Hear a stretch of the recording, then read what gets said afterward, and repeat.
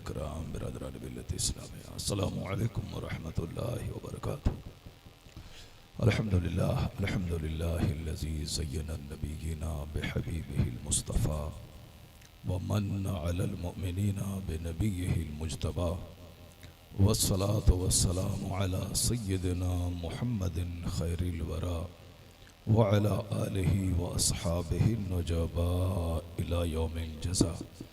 अम्मा बअद फ़अऊज़ु बिल्लाहि मिनश शैतानिर रजीम।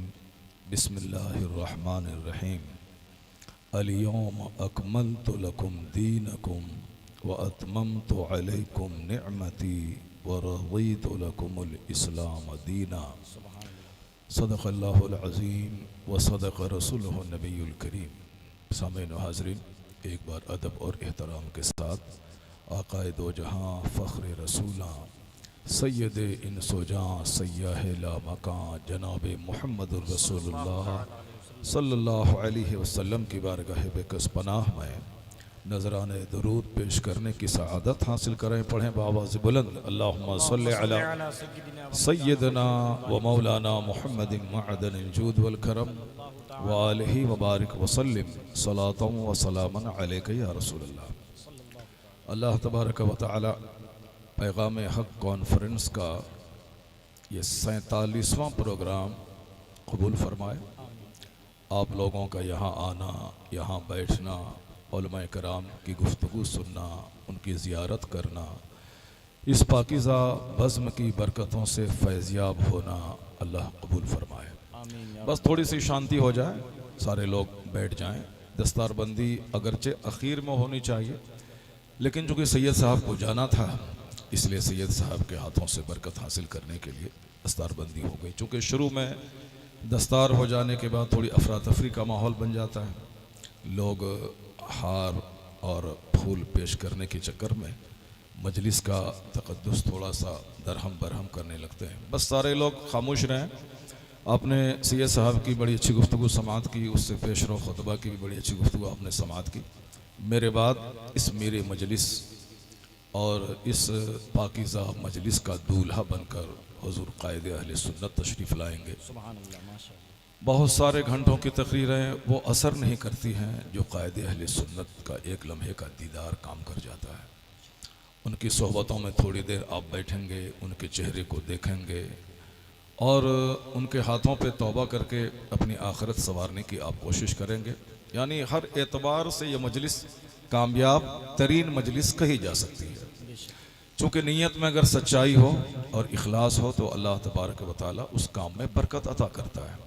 नीयतुल मोमिन खैरुम मिन अमली, हदीस में आया है कि मोमिन की नीयत उसके काम से बेहतर है। इन्नल्लाह ला यंज़ुरु इला सुवरिकुम व अमवालिकुम वलाकिन यंज़ुरु इला क़ुलूबिकुम व अअमालिकुम। हदीस पाक में आया है कि बेशक अल्लाह तुम्हारी सूरतों और तुम्हारे माल को नहीं देखता है कि तुम कितने खूबसूरत हो और तुम कितने मालदार हो, बल्कि अल्लाह तुम्हारे दिलों को देखता है, तुम्हारे आमाल को देखता है। तो दिल ज़्यादा रोशन होना चाहिए और नीयतें ज़्यादा पाकीज़ा होनी चाहिए। ज़ाहिर कपड़ा हो काला, लेकिन अगर दिल उजला है तो वो आदमी अल्लाह के नज़दीक काबिल एहतराम है। आज लोग ज़ाहिर सजाने की कोशिश करते हैं, कपड़ा बिल्कुल वाइट एंड वाइट हो और बिल्कुल फेस वॉश के ज़रिए अपने चेहरे को सजाने की कोशिश करते हैं। लेकिन अगर दिल में अदावत हो, दुश्मनी हो, कीना हो, कुदूरत हो, बुग़्ज़ हो, हसद हो, तो उनका गोरा चेहरा भी बिल्कुल फीका हो जाता है। इस्लाम ज़ोर देता है बातिनी पाकीज़गी पे, इस्लाम ज़ोर देता है बातिनी हुस्न पे, इस्लाम ज़ोर देता है अंदरूनी प्योरिटी पे ज़ोर देता है, स्पिरिचुअल फोर्स पे, आध्यात्मिक शक्ति पे, इनर फोर्स पे, इंटरनल ब्यूटी पे, अंदरूनी खूबसूरती पे इस्लाम ज़ोर देता है। अल्लाह तबारक व तआला नियतों को देखता है, काम में बरकतें देता है। अक्सर जलसे मदरसों के 2 साल अच्छे होते हैं, फिर तीसरे साल जलसा उनका फ्लॉप हो जाता है, फिर चौथा जलसा अच्छा होता है, फिर कोई फ्लॉप हो जाता है। लेकिन जब नीयत अच्छी हो तो सारी मजलिसें कामयाब होती हैं। मैं तो खुद यहाँ 5 या 6 बार आ चुका हूँ, गालिबन ये मेरी छठी हाज़िरी होगी। लेकिन हुजूर व नाज़िर अहले सुन्नत अल्लामा अब्दुल मुस्तफ़ा हशमती सिद्दीकी मद्दसिल्लहुल आली सैफ़ रज़ा जिस इखलास के साथ और सिंसियरिटी के साथ वो दीन का काम कर रहे हैं, उसी की बरकतों का नतीजा है कि उनका इदारा कामयाब है। उन्होंने तालीम निस्वा की खातिर कुलियतुल बनात कायम किया, वो भी कामयाब है। और 47वां जलसा, मैं तो 6 साल से देखता हूँ कोई जलसा हजरत का फ्लॉप नहीं हुआ। सरकार ताजुल शरिया आते थे, उनके ज़माने में भी बेपनाह भीड़ होती थी। उनके बाद उनके शहजादे की आमद होनी शुरू हुई, उनके ज़माने में भी बेपनाह भीड़ हो रही और मजलिसें सुबह तक चल रही हैं। नीयत इनकी अच्छी है, इनका मदरसा भी कामयाब है, कुल्लिया भी कामयाब है, जलसा भी कामयाब। और कभी ये नहीं कोई किसी की ज़बानी मैंने सुना कि साहब इस साल का जलसा इनका फलाप चला गया, इस साल का जलसा इनका नाकाम हो गया। नहीं, बल्कि हर साल का जलसा पिछले जलसों के मुकाबले में कामयाब तरीन होता चला जा रहा है। यह इनकी नेक नियति का इनाम अल्लाह की तरफ से है। वरना 10 बार लोग कहीं जाते हैं तो जाने के बाद वहाँ उनकी तबीयत उकता सी जाती है। अब कितना जाएं, बहुत बार गए, लेकिन बरस से लोग आ रहे हैं। उलमा कराम की एक बड़ी टीम आती है, अवामुन्नास का हर तबका, डॉक्टर, इंजीनियर, मास्टर, नेता, पॉलिटिकल शोबे से ताल्लुक़ रखने वाले सारे लोग आते हैं। अल्लाह तबारक व तआला इस बार के जलसे को भी बड़ी खूबसूरती से नवाजा है। बेशुमार उलमा कराम की स्टेज पर आमद है और आपका एक बहुत बड़ा मजमा है मेरी निगाहों के सामने। अल्लाह ताला इस जलसे के सदक़े में हम सबों को सच्चा पक्का मुसलमान बनने और बने रहने की तौफीक अता फरमाए। मैं इंतज़ार कर रहा हूँ कि सारे लोग खामोशी के साथ बैठ जाएं, कोई उठे नहीं। हार माला बाद में पहनाएंगे, आप पहले गुफ्तगू सुने। आप जलसा इसलिए होता है ताकि आप लोगों को बताया जाए कि इस्लाम क्या है, आप लोगों को सिखाया जाए कि मेरा मज़हब मुहज़्ज़ब क्या कहता है। एक बार सीख लेना काफ़ी नहीं होता है, बल्कि वक्फे से हमेशा इस्लाम को मरते दम तक सीखते रहना चाहिए।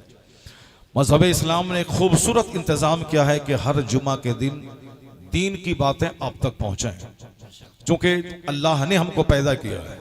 अल्लाह तबारक व तआला जानता है कि मेरे बंदे की तबीयत कैसी है, मेरे बंदे का रुझान कैसा है, मेरे बंदे की एक्टिविटीज़ कैसी है, मेरा बंदा क्या सोचता है, मेरा बंदा क्या करता है, इसको कौन सी ग़िज़ा चाहिए, इसको सही रास्ते पे चलने के लिए कौन सा नुस्खा चाहिए, वह सब मेरे रब्बे करीम को मालूम है। क्यों नहीं मालूम हो? उसी ने तो मुझको पैदा किया है, उसी ने मुझे ज़बान दी है, उसी ने मुझे आँख दी है, मुझे हाथ दिए हैं, उसी ने मुझे सारे खूबसूरत आज़ा, सारे पार्ट्स दिए, सब अल्लाह को मालूम है। तो अल्लाह ने हमें सीधा रखने के लिए जुमा का खुतबा दिया है, ताकि कंपल्सरीली हफ्ते में एक बार दीन का पैगाम लोगों तक पहुंचता रहे। दूसरे किसी मजहब में ऐसा कोई सिस्टम नहीं है कि वीकली हफ्ते में एक बार उन्हें बताया जाए कि ये लीगल है, ये इल्लीगल है, ये जायज़ है, ये नाजायज़ है, ये हराम है, ये हलाल है, ये करना चाहिए, ये नहीं करना चाहिए। किसी मजहब में यह सिस्टम नहीं है। न क्रिश्चियनिटी में है, न हिंदूज़ में है, न बुद्धिज़्म में है, न जूस के यहाँ है, किसी के यहाँ नहीं है। उसके यहाँ मनमाने ढंग से काम करना है। इसीलिए जब दिल किया सुबह आ गया, जब दिल किया शाम चला गया। मर्द ना जाके औरतों की भीड़ लगी, चूँकि औरतों को बहुत ज़्यादा दुनिया चाहिए, उसको खूबसूरती भी चाहिए, शौहर की लंबी उम्र भी चाहिए, माल दौलत भी चाहिए, अच्छा दामाद भी चाहिए, अच्छा मकान भी चाहिए, अच्छी गाड़ी चाहिए, ढेर सारी दुनिया की फिक्र उनके सीने में होती है। इसलिए मंदिरों में औरतों की भीड़ लगती है, चर्च में औरतों की भीड़ लग रही है। साहब यहूदियों के यहाँ उसके इबादत खाने में औरतों की भीड़ लगती, चूँकि उनके यहाँ मन के मुताबिक इबादत होती है। हुस्न चाहिए, उसकी पूजा अलग है, तालीम चाहिए, उसकी पूजा अलग है, दौलत चाहिए, उसकी पूजा अलग है, भाई का प्यार चाहिए, उसकी पूजा अलग है, लंबी उम्र चाहिए, उसकी पूजा अलग है। कहीं दीर्घायु की पूजा, कहीं लक्ष्मी की पूजा, कहीं विद्या की पूजा, कहीं गाड़ी हो तो साहब लोहे लक्कड़ की पूजा, यानी मन के मुताबिक। ऐसा नहीं कि मेरा खालिक, मेरा मालिक, मेरा रब है, उसने मुझको पैदा किया है, सारी नेमतें उसने दी हैं, ज़मीन की, आसमान की, सूरज और चांद की, सितारे की। तो मेरा काम है सारी नेमतों से फ़ायदा उठाना और उस नेमत देने वाले रब्बे करीम को सजदा करना, रब्बे करीम की इबादत करना, सारी नेमतों से फ़ायदा उठाना, उस रब्बे करीम के कहने के मुताबिक जीना। ये सिर्फ और सिर्फ मजहब इस्लाम में ये सिस्टम है कि नमाज पंजगाना 5 वक्त मुसलमानों पे फ़र्ज है, ताकि रात में 8 घंटे की गहरी नींद ये मुसलमान ले, और अब नींद से बेदार होने के बाद दुकान जाने से पहले, खेत खलियान जाने से पहले, रेलवे स्टेशन जाने से पहले वो अपने रब्बे करीम को सजदा कर ले, इलाही तेरा एहसान कि तूने मुझे 8-10 घंटे की गहरी नींद देकर पिछले दिन की सारी थकावट दूर करके नए दिन का काम करने के लिए तूने मुझे भरपूर तवानाई और ताकत तूने अता कर दी। ये नमाज फज्र हमें रात भर की नेमतों का शुक्राना है। ये नमाज फज्र के बाद ज़ोहर तक कोई नमाज फर्ज नहीं है, क्योंकि वह वक्त सोने का नहीं है, वह वक्त काम करने का है। फज्र की नमाज पढ़ने के बाद ज़ोहर तक इस्लाम ने कोई नमाज फर्ज नहीं किया है। उस वक़्त में इशराक पढ़े, मर्जी के मुताबिक पढ़े सवाब, नहीं पढ़े कोई गुनाह नहीं। अपनी मर्जी के मुताबिक फजर की नमाज पढ़ के मस्जिद में रहे, आफ्ताब तुलू होने के 20 मिनट के बाद 2 रकात नमाज पढ़ के निकले, एक हज एक उम्रा का सवाब मिलेगा। लेकिन अगर कोई नहीं पढ़े कोई गुनाह नहीं है।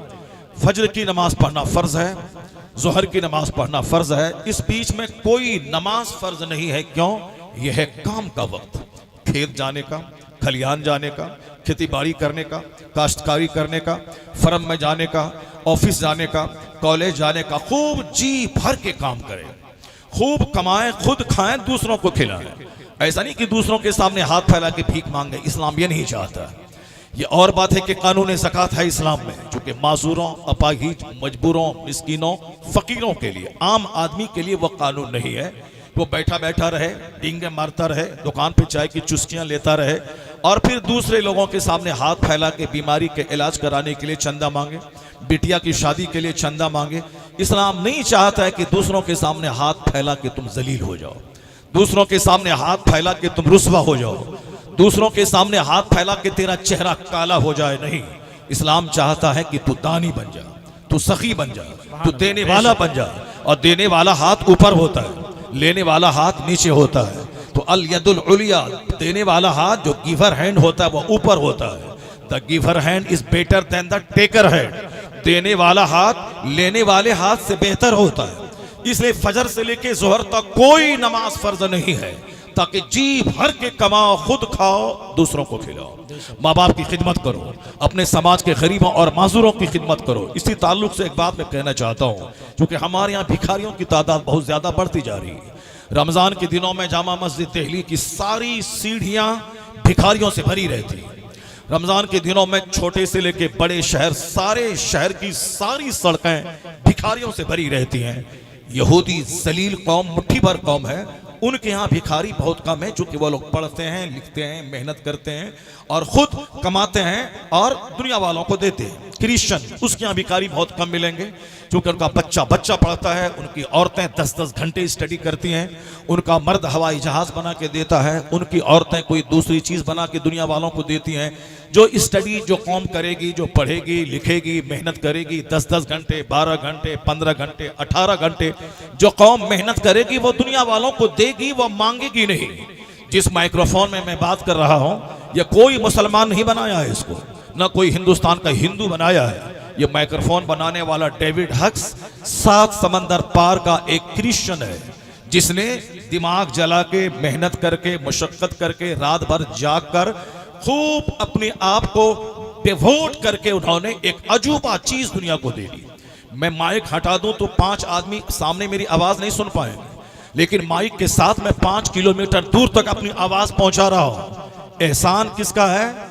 जो सिर्फ खाया सोया नहीं, जो सिर्फ हाथ फैला के भीख नहीं मांगा, जो डींग नहीं मारा, जो टाइम को बर्बाद नहीं किया, जो बाजार में दूसरों का मुंह देखकर चाय और पान की भीख नहीं मांगी, जो बिल्कुल बेगाने की शादी में अब्दुल्ला दीवाना बन के शादी ब्याह में 2-4 दिन मटर गश्ती करके घूमा फिरा, साइलेंसर हटा के मोटरसाइकिल हुल्लड़बाजी नहीं की, जिन्होंने एक एक मिनट को कीमती समझा और सारी एनर्जी उस पे झोंक दी कि ऐसा सामान बनाऊं जिससे मैं दुनिया को दे दूं, मैं मर भी जाऊं तो मेरी इस इजाद करदा चीज से करोड़ों लोग फायदा उठाएं। उन्होंने अपनी सारी एनर्जी उस पर डिवोट कर दी, वक्फ कर दिया। तो आज ये माइक्रोफोन हिंदू, मुसलमान, क्रिश्चियन, यहूदी सारे लोग इसका इस्तेमाल करते हैं। देने वाला 7 समंदर पार का वो दानिश्वर है जिसने दिमाग लड़ाया कि मुझको दुनिया को कुछ देना है। तो अब चाहे आप आपस में 1000 लड़ते रहें, या हिंदू है, ये क्रिश्चियन है, ये यहूदी है, ये बुद्धिस्ट है, ये फला है, ये चिला है, मगर सारे लोग लड़ने के लिए इसी माइक का इस्तेमाल करते हैं। जो माइक्रोफोन देने वाला सारी दुनिया से तवज्जो मोड़कर पूरी ताकत इसकी इजाद पे उन्होंने लगा दिया कि एक चीज में दुनिया को दे जाऊं। जाहिर सी बात ये दुनिया है, जन्नत और जहन्नम का मसला उस दुनिया का है। जो ईमान लाएगा, अच्छा काम करेगा, उसको जन्नत वहां मिलेगी।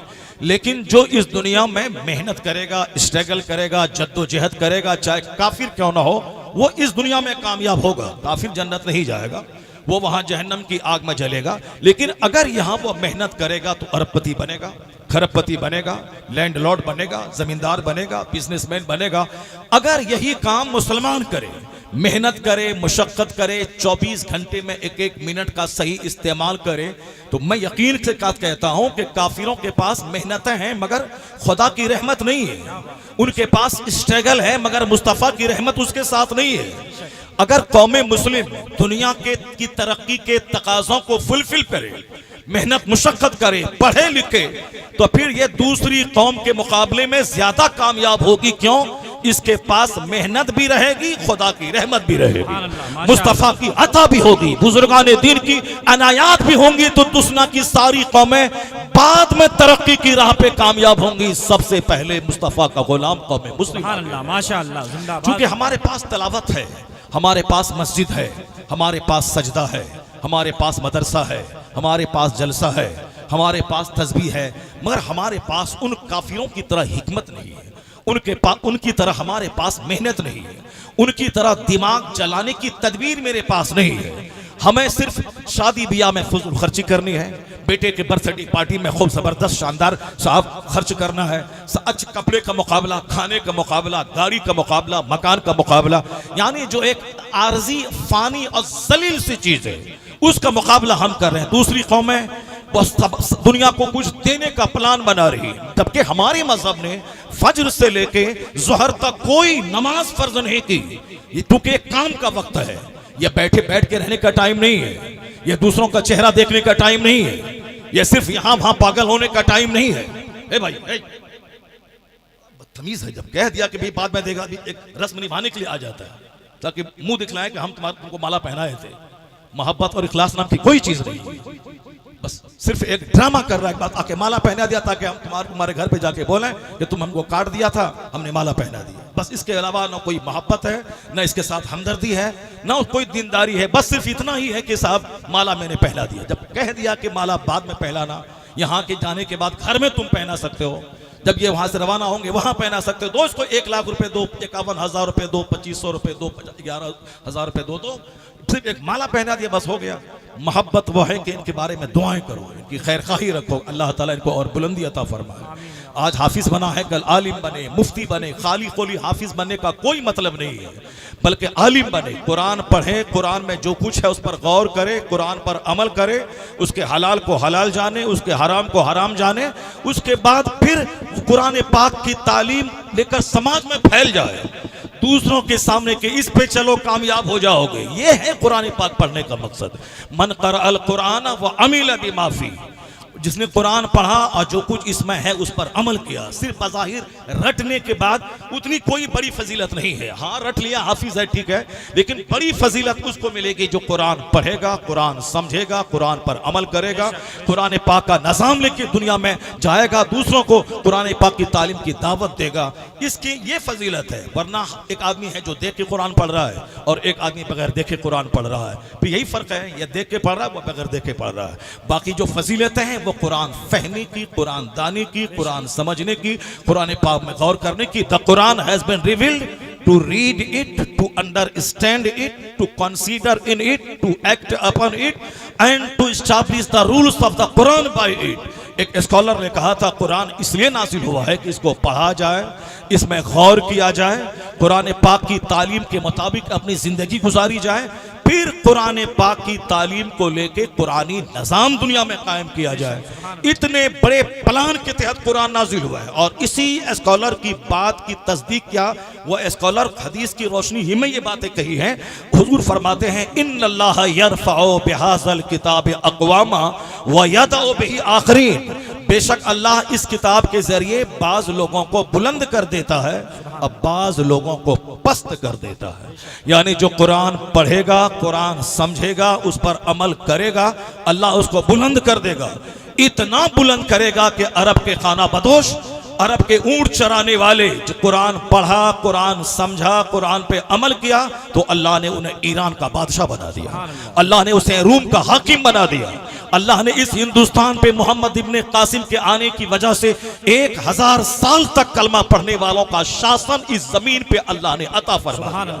उतने दिनों तक लंबी हुकूमत किसी नाचने गाने वाले ने कभी नहीं किया है। इस हिंदुस्तान की सरजमीन को सोने की चिड़िया मुस्तफा के गुलाम ने बनाया। इस हिंदुस्तान को हुस्न और जमाल का मरकज मुस्तफा के गुलाम ने बनाया है। आज भले ही सीना चमका के असेंबली में कुछ भी आप बोल दें कि हम ये हैं वो हैं, पर हिंदुस्तान का हुस्न और जमाल कलमा पढ़ने वालों से है। चूंकि ये 2-4-10 साल नहीं यहाँ इन्होंने खिदमत की है, कमोबेश 1000 साल तक हिंदुस्तान की तामीर में कलमा पढ़ने वालों ने अपना पसीना सर्फ कर दिया। यह हिंदुस्तान हमारा सजाया हुआ संवारा हुआ चमन और वतन है। भले ही कोई हैकड़ी दिखलाए और साहब जानवरों की तरह चीखे और चिल्लाए, उनके चिल्लाने से कुछ नहीं होगा। हिंदुस्तान का जर्रा जर्रा इस बात की गवाही दे रहा है कि इसको सजाने में, संवारने में, टेक्निकल डेवलपमेंट में, साइंटिफिक डेवलपमेंट में, तहजीब और तमद्दुन और कल्चर, सिविलाइजेशन, संस्कृति, सभ्यता की चोटी पे पहुंचाने में कलमा पढ़ने वाले मुसलमानों का जबरदस्त रोल रहा है। अल्लाह तबारक व तआला हम मुसलमानों को सच्ची समझ अता फरमाए, हमें इस एहसास कमतरी की दलदल से निकाल कर फिर दोबारा हमें कुरान पाक के निज़ाम को लेकर पूरी दुनिया में फैल कर दुनिया का नक्शा बदलने की तौफीक अता फरमाए। जो कुरान पाक नहीं पढ़ेगा, इसकी तालीम पे अमल नहीं करेगा, वो रहे गोरा, अल्लाह उसे कालों से बदतर कर देगा। वो रहे इज्जतदार, अल्लाह उसे जलील कर देगा। वो रहे बादशाह, अल्लाह उसे भिखारी बना देगा। वो रहे हुकूमत करने वाला, अल्लाह उसे जलील कर देगा। इन्नल्लाह यरफ़अु बिहाज़ल किताब अक़वामा व यदअु बिही आखरीन, अल्लाह इस किताब के जरिए बाज लोगों को बुलंद कर देता है और बाज लोगों को पस्त कर देता है। अल्लाह तबारक व तआला हम सबको कुरान पढ़ने और कुरान समझने की तौफीक अता फरमाए। जरा गौर से सुनिए, जो बात मैंने छेड़ दी उसको गौर से सुनिए। नौजवान, बच्चे, बूढ़े, मर्द, बुजुर्ग, मेरी माँ, बहन, बेटियां, सब गौर से इसको सुने, इस्लाम की हिकमत को समझे। मजहब इस्लाम कितना जबरदस्त मजहब है, कितना खूबसूरत मजहब है। इसके अहकाम, इसके अरकान में किस कदर हिकमतों का समंदर पोशीदा है, सिर्फ पढ़ने से ताल्लुक रखता है। ऐसे जाहिरी तौर पर आंख लेके देखने और हुल्लड़बाजी करने से नहीं, बल्कि दिमाग लड़ाकर गौर व फिक्र करके हिकमत के मोती निकालने का पैगाम इस्लाम देता है। जैसे कुरान के बारे में खुद कुरान कहता है, अल्लाह कहता है किताबुन अंज़लनाहु इलैका मुबारकुन लियद्दब्बरू आयातिही व लियतज़क्करा उलुल अलबाब। अल्लाह कहता है कि मैंने ये किताब बरकत वाली उतारी है, क्यों? लियद्दब्बरू आयातिही, ताकि इसकी आयतों में गौर व फिक्र करें, इसकी आयतों में सोचें, इसकी आयतों में दिमाग लड़ाएं, इसकी आयतों में गौर व फिक्र करें। फिर उसके बाद क्या करें? व लियतज़क्करा उलुल अलबाब, ताकि गौर व फिक्र करने के बाद अक्लमंद नसीहत हासिल करें, अक्लमंद नसीहत हासिल करें। बेवकूफ दूसरों का मुंह देखता है, अक्लमंद आंखें बंद करके गौर व फिक्र करता है। बेवकूफ दूसरों की शादी ब्याह में जाके हुल्लड़बाजी करता है, अक्लमंद आदमी उस शादी ब्याह के मकसद पे गौर करता है। बेवकूफ सिर्फ कुरान पाक को जाहिरी तौर पर जिस तरह कमान पे तीर को डाल के सीधा करता है एक निशानेबाज, उसी तरह बेवकूफ सिर्फ जाहिरी मखारिज की अदायगी पे मेहनत करता है कि गैन यहां से निकले, हा यहां से निकले, खा यहां से निकले, शीन यहां से निकले, साद यहां से निकले, दाद यहां से निकले। बेवकूफ सिर्फ जाहिरी खाकैन पे जोर देता है। और अक्लमंद क्या करता है? वल यतज़क्कर उलुल अलबाब, अक्लमंद उससे नसीहत कबूल करता है, अक्लमंद गौर करके नसीहत हासिल करता है। इन्न फी खल्क़िस समावाति वल अर्द वख्तिलाफिल लैलि वन नहार लआयातिल लिउलिल अलबाब अल्लज़ीना यज़कुरून अल्लाह क़ियामन व क़ुऊदन व अला जुनूबिहिम व यतफ़क्करून फी खल्क़िस समावाति वल अर्द रब्बना मा खलक़्त हाज़ा बातिला सुब्हानका फ़क़िना अज़ाबन नार। क्या कहा अल्लाह ने? Doubtless, undoubtedly, in the creation of the heavens and the earth, in the changing of the night and the day, are tokens for those who keep sense। जरा गौर कीजिए, हम लोग बस मखारिज की अदायगी पे जोर दे रहे हैं, मगर उस बैनुस सुतूर जो मफाहिम पोशीदा हैं, जो मानी, जो मतालिब, जो अगराज, जो मकासिद और कुरान जिसके लिए नाजिल हुआ है, उस पर कोई जोर नहीं, कोई मेहनत नहीं है। क़यामत की निशानी है कि कीड़े मकोड़ी की तरह सिर्फ हुफ़ाज़ पैदा होंगे। एक फकीह आलिम दीन को तलाश करने के लिए बंदा मोटा ताजा जानवर लेकर निकलेगा, उसका जानवर दुबला पतला हो जाएगा, लेकिन एक मुत्तकी फकीह नहीं मिलेगा जो इख्तलाफ, जो आपस के इख्तलाफ का हल करे, जो विरासत के मसले का हल करे, जो तलाक के मसले का हल दे, जो मुसलमानों के उलझे हुए प्रॉब्लम्स का सॉल्यूशन दे। सॉल्यूशन देने वाला कोई आलिम नहीं मिलेगा।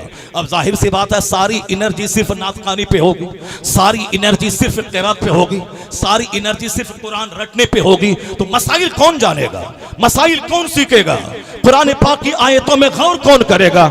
इसलिए ये जो माहौल बना हुआ है, सिर्फ 4 साल पढ़ाओ, हाफिज बना के दस्तार दे के उसको भगा दो और जाके वो मोबाइल ठीक करे, चाहे साहब मैकेनिक बन जाए। नहीं, कुरान हिफ्ज करना बहुत बड़ी दौलत है, उससे बड़ी दौलत है कुरान पाक को समझना, अमल करना, दूसरों को समझाना, उससे बड़ी दौलत है। हमने कहा कि ये बड़ा है, हमने कहा ये बड़ा है, हमने कहा मेरा पीर बड़ा है। चाहे पीर को पेशाब करना ना आता हो, पखाना धोना ना आता हो, चाहे पीर साहब को नमाज में सूरह फातिहा नहीं आती हो, मगर मेरा पीर बड़ा है, मेरा गुरुजी बड़ा है। तो तुमने कहा ये गुरुजी बड़ा है। बंबई में सड़क के किनारे कोई लुंगी में पाखाना करे, मगर उसका दलाल क्या बोलता है? ये पहुंचा हुआ कुतुब है, ये अब्दाल है, ये नमाज यहाँ नहीं काबा में जाके पढ़ता है। ये चमड़े की जबान है, जिसको चाहो कुतुब बना दो, जिसको चाहो अब्दाल बना दो, जिसको चाहो कुछ भी बना दो, चमड़े का मुंह है, बोलने में क्या लगा है, मगर सच्चाई वो नहीं है, फैक्ट वो नहीं है, हकीकत वो नहीं है। हकीकत वो है जो सच्चाई से ताल्लुक रखे। तो अब कुतुब होने की कुछ शर्तें, कुछ साहब उसके लिए कुछ शर्तें, कुछ कंडीशंस होते हैं। ऐसा नहीं कि हर किसी को कुतुब बना दिया। तो आलिम रब्बानी को पढ़ा किसने कहा? ये हमने नहीं कहा, ये हमारे दलालों ने नहीं कहा। पैगंबर आजम जो हम जिस नबी का हम कलमा पढ़ते हैं, जो खुदा के बाद सबसे बड़ी जात मुस्तफ़ा की जात है, बादअज़ खुदा बुजुर्ग तो किस्सा मुख्तसर, वो मुस्तफ़ा जिसके बारे में सारी दुनिया का इत्तफाक है कि खुदा के बाद अगर कोई बड़ी हस्ती है तो मुस्तफ़ा जाने रहमत की जात गिरामी। ये हिंदुस्तान के 2-4 लुच्चे लफंगे घंटी बजा के 2 पैसा कमाने वाले, ये क्या जाने मुस्तफ़ा कौन है? 7 समंदर पार का दानिश्वर, जिसने माइक्रोफोन दिया, जिसने हवाई जहाज दिया, जिसने मोटर कार दिए, जिसने एसी दी, जिसने कूलर दिया, जिसने मोबाइल दिए, जिसने लैपटॉप दिया, जहां से सारी चीजें आती है। हिंदुस्तान में टांग खिंचाई, हिंदुस्तान में गीबत, हिंदुस्तान में तरक्की से चिढ़ना, हिंदुस्तान में बैठ कर दूसरों के सामने मुंह देखकर भीख मांगना, इसके अलावा और क्या है? दंगा करना, फसाद करना, नहीं कुछ मिले तो सर से लेके पांव तक करोड़ों गुनाह करना और एक डुबकी लगा के सारे गुनाहों को धुलने का सपना देखना। ऐसा नहीं होता हिंदुस्तान, ऐसा नहीं होता है कि आदमी 1 करोड़ गुनाह करे, ज़िना करे, शराब पिए और डुबकी लगाए और सारा पाप उसका धुल जाए। तो ये कहां से माइक्रोफोन बनाएगा? ये कहां से हवाई जहाज देगा? ये कहां से मोबाइल देगा? ये कहां से फ्रीज दुनिया को देगा? 7 समंदर पार के दानिश्वर, वो दिमाग जलाते हैं, वो मेहनतें करते हैं, वो किताब पढ़ते हैं, वो किताबें लिखते हैं, वो आसमान पे गौर करते हैं, वो जमीन पे रिसर्च करते हैं, वो पहाड़ों पे गौर करते हैं। तब गौर और फिक्र करने के बाद एक नई चीज ईजाद करके दुनिया वालों को देते हैं। दिमाग जलाने के बाद होता है, न कि डुबकी लगाने से हवाई जहाज मिल जाता है, न कि माइक्रोफोन बन जाता है, न कि मोबाइल बन जाता है, बल्कि वह लोग दिमाग जलाते हैं, मेहनतें करते हैं, तब दुनिया को देते हैं। वहां का एक दानिश्वर हमारे मुल्क के वतन अजीज हिंदुस्तान के हजारों दानिश्वर पे भारी है। वहां का दानिश्वर क्या कहता है? वो कहते हैं, all regards, all standards by which human greatness may be measured, is anyone greater than he?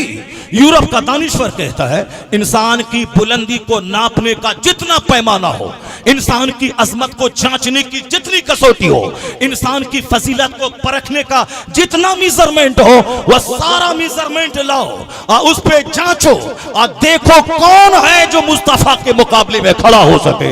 Who could dare to compare any great man in modern history with Prophet Muhammad? कौन है इंसानी तारीख में जो मुस्तफा का मुकाबला कर सके? यानी हर एतबार से जांचोगे मुस्तफा ही बेमिसाल नजर आएंगे, वही लाजवाब नजर आएंगे। इसलिए बरेली के आला हजरत ने क्या कहा, न थिंकर बड़ा, न प्रोफेसर बड़ा, न वैज्ञानिक बड़ा, न कोई लॉयर बड़ा, न कोई दानिश्वर बड़ा, न कोई बैरिस्टर बड़ा, सबसे आला व औला हमारा नबी, सबसे बाला व वाला हमारा नबी।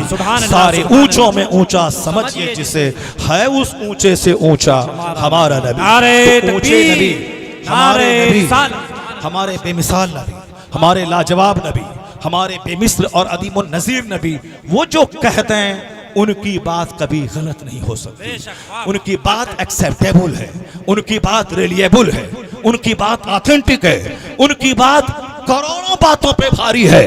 तो मैंने अपने पीर को बड़ा कहा और मुस्तफा ने किसको बड़ा कहा? हुजूर कहते हैं खैरुकुम मन तअल्लमल कुरान व अल्लमहु, तुम में सबसे बेहतर वो है जो कुरान सीखे दूसरों को सिखाए, जो कुरान सीखता है दूसरों को सिखाता है। इसलिए वह पीर जिसे कुरान पढ़ना ना आता हो, सिर्फ घूंघट डाल के मिन मिन करके फातिहा पढ़ के मुरीदों के पैसे से अपनी बेटी को जींस पहनाता हो, अपनी बेटी को टी शर्ट पहनाता हो, स्कूल कॉलेज में भेजता हो, साहब दूसरों की महफिल की शमा बनने के लिए भेजता हो, अपने बाल बच्चों को दाढ़ी मोछ मुंडवा के अंग्रेजों के मुल्क लंदन भेजकर मां साहब बैरिस्टर की डिग्री उसको देने के लिए लंदन अंग्रेजों के मुल्क में भेजता हो, वो तो भले गरीबों को बेवकूफ बना सकता है, लेकिन इस तरह के पीरों से लाखों गुना बेहतर वो मस्जिद का इमाम है जो हर जुमा को खिताब करता है, लोगों को ईमान सिखाता है, लोगों को इस्लाम बताता है, कुरान पढ़ता है, कुरान सुनाता है। इसलिए कि इनको बड़ा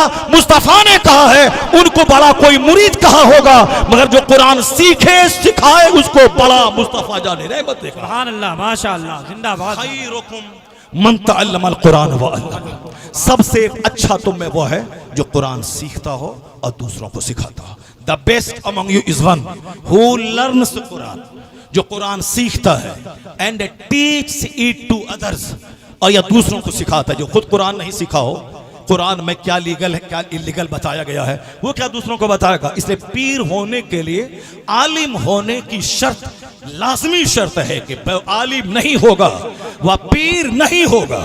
चाहे वह बाप उसका बड़ा पीर हो, उसका बेटा जाहिल हो, मुरीदों ने गद्दी पे जबरदस्ती बैठा दिया हो, जबरदस्ती पे बैठ के सज्जादा नशी हो सकता है, लेकिन पीरे कामिल कभी नहीं हो सकता है।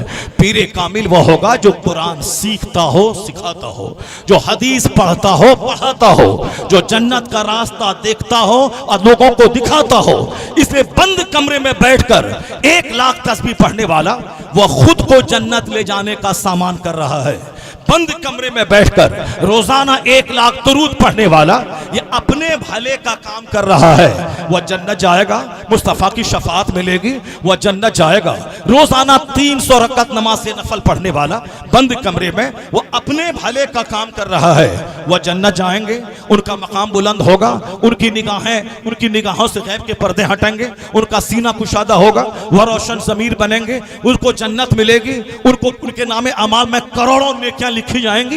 ये सारा बेनिफिट उनको मिलेगा। लेकिन एक आलिम अगर खिताब करता है, उसके खिताब को हजारों आदमी सुन रहे हैं, आदमी अपना अकीदा संवार रहा है, आदमी अपनी बदअमली को दूर कर रहा है, तो ये खिताब करने वाला मुल्ला वो बंद कमरे में बैठकर 1 करोड़ तस्बीह पढ़ने वाले से इसलिए बेहतर है, वह 1 करोड़ तस्बीह पढ़कर वो अकेले जन्नत जाएंगे।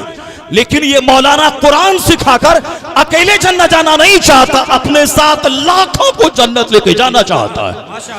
इसलिए खिताब करने वाला, किताब लिखने वाला, दरसगाहों में बैठ के दरस कुरान देने वाला, ये इसलिए इनसे बड़ा है। अगर घूंघट डाल के बैठने का नाम सबसे बड़ा पीर होता तो हमारे पीर गौसे आजम रज़ी अल्लाह ताला अन्हु कभी 70,000 के मजमे में खिताब नहीं करते, हफ्ते में 2 बार तकरीर नहीं करते। 400 मौलाना उनकी तकरीर में दवात और कलम लेके उनके खिताब को लिखने के लिए बैठते थे। 70,000 का मजमा होता था। कई लाशें गौसे आजम की तकरीर सुनकर उनकी महफिल से निकलती थी। आज तक उनकी तकरीरें जो प्रेस से छप रही है, आज भी जंग आलूद सीनों को रोशन मुनव्वर करने के लिए उनके जुमले काफी है। तो गौसे आजम खतीब भी थे, गौसे आजम मुसन्निफ भी थे, गौसे आजम मुदर्रिस भी थे, और मरजाए खलाइक पीरे आजम थे गौसे आजम। तो कयामत तक जो भी गौस पाक के रास्ते पे चलेगा, जो गौसे पाक का नाइब होगा, उसमें 4 क्वालिटी जरूर होनी चाहिए। यानी वह सबसे बड़ा आलिम होगा और खतीब होगा, मुदर्रिस होगा, मुसन्निफ होगा और अवामुन्नास का वह मरजा होगा। तो जिस तरह अपने जमाने में आला हजरत एक जबरदस्त मुसन्निफ, जबरदस्त खतीब के बचपन में 2.5-3 घंटे का खिताब करके उलमाए जमाना को महवे हैरत कर डाला हो, जमाने का सबसे बड़ा मुसन्निफ, जमाने का सबसे बड़ा खतीब, जमाने का सबसे बड़ा मुदर्रिस, जो मलिकुल उलमा पैदा करे, सदरुल अफाजिल पैदा करे, बुरहान मिल्लत पैदा करे, ईदुल इस्लाम पैदा करे, मलिकुल उलमा पैदा करे, सदरुल शरिया पैदा करे, यानी जिन्होंने बड़े बड़े उलमा फजला को पैदा किया, उनसे बड़ा मुदर्रिस कौन होगा? और फिर अवामुन्नास उलमा सबका मरजा आला हजरत के सारे लोग आला हजरत से फैज़याब होना चाहते थे। इसलिए अपने जमाने का नाइबे गौसे आजम कंप्लीटली कोई था तो सरकार आला हजरत माशाअल्लाह, जिसमें वो सारी क्वालिटीज मौजूद थी। क़यामत तक नायाबते गौसुल वरा के मनसब पे वो फाइज होगा जो जबरदस्त खतीब भी होगा, जबरदस्त मुसन्निफ भी होगा, जबरदस्त मुदर्रिस भी होगा, और ततहीरे कल्ब करने वाला जबरदस्त मुज़क्की भी होगा, प्योरीफायर होगा, जो निगाहें डालकर सीने का जंग साफ करना चाहता हो। तो खैर ये बातें इधर चली गई, मगर मैं कहना चाहता हूँ आलिम रब्बानी जो कुरान सीखें और कुरान सिखाएं, इनका मनसब बहुत बड़ा है। 40,000 एकड़ जमीन का जोतने वाला जमींदार कहलाता है। 50 मार्केटिंग कम्प्लेक्स बनाने वाला वह बिजनेसमैन कैपिटलिस्ट कहलाता है। अगर मैं कैपिटलिस्ट हूं तो मेरा बेटा कैपिटलिस्ट का नाइब कहलाता है। अगर मैं प्रधानमंत्री हूं तो मेरा बेटा, जिसको मैं उत्तराधिकारी बना दूं, वह वजीर आजम का नाइब कहलाता है। लेकिन आपको ताज्जुब होगा कि उलमाए कराम रहें किराए के घर में, या उलमाए कराम रहें साहब मोटा छोटा पहने, ये किराए के घर में रहे, ये साहब किसी दूसरे के घर में रहे, लेकिन जो कुरान हदीस का इल्म इनके सीने में है, इसकी वजह से न यह लैंडलॉर्ड के नाइब है, न कैपिटलिस्ट के नाइब है, न किसी बिजनेसमैन के नाइब है, न दुनिया के सबसे बड़े उद्योगपति के नाइब है, न किसी सदर जमहूरिया वजीर आला के नाइब है। ये किसके हैं? आपकी ज़बानी ये नाइब पैगंबर है। जिस तरह मुस्तफा लाजवाब, मुस्तफा का नाइब होना भी लाजवाब है। नारे तकबीर, नारे रिसालत, इतना बड़ा मनसब अल्लाह ने उलमाए कराम को दिया है। क्यों? ये कुरान पढ़ते हैं, दूसरों को पढ़ाते हैं, कुरान सीखते हैं, दूसरों को सिखाते हैं। इसलिए इनकी हरियाली का मुकाबला आप नहीं कर पाएंगे। आपके पास 1 करोड़ है तो 10 करोड़ की जमीन खरीदेंगे आप, 9 करोड़ बैंक से लेंगे, दूसरों से कर्जा लेंगे। इसलिए आपका चेहरा हमेशा मुरझाया हुआ रहेगा। कर्ज में जो डूबा रहता है वो कभी हरा भरा चेहरा लेके नहीं रह सकता है। आज सड़कों पे जितनी भी कीमती BMW कंपनी की कारें दौड़ रही हैं, 55 लाख की फॉर्च्यूनर दौड़ रही है, 80 लाख की ऊडी कार दौड़ रही है, 10 करोड़ की जागवार कंपनी की कार दौड़ रही है, ये सारे के पीछे EMI का दखल है। यानी सब इंस्टॉलमेंट पे, कर्ज पे सारी गाड़ियां उठाते हैं। 4 lakh down payment, 2 crore down payment, उसके बाद 10 करोड़, हर महीने 1 लाख रुपए EMI, 50,000 तो हर महीने 1 लाख देने का कर्ज का जो दिमाग में एक नशा होगा, वो कभी चैन और सुकून से रहेगा। इधर कारोबार फ्लॉप हो जाए तो गाड़ी उसकी खींच ली जाती है, पूरे समाज में जलील और रुस्वा होता है। मकानात के पीछे कर्ज है, मॉल के पीछे कर्ज है, साहब फैक्ट्रीज के पीछे कर्ज है, बड़े बड़े मकान बनाने के पीछे कर्ज है। मकरूज कभी नहीं रहेगा खुशहाल, मकरूज का चेहरा कभी हरा नहीं रहेगा।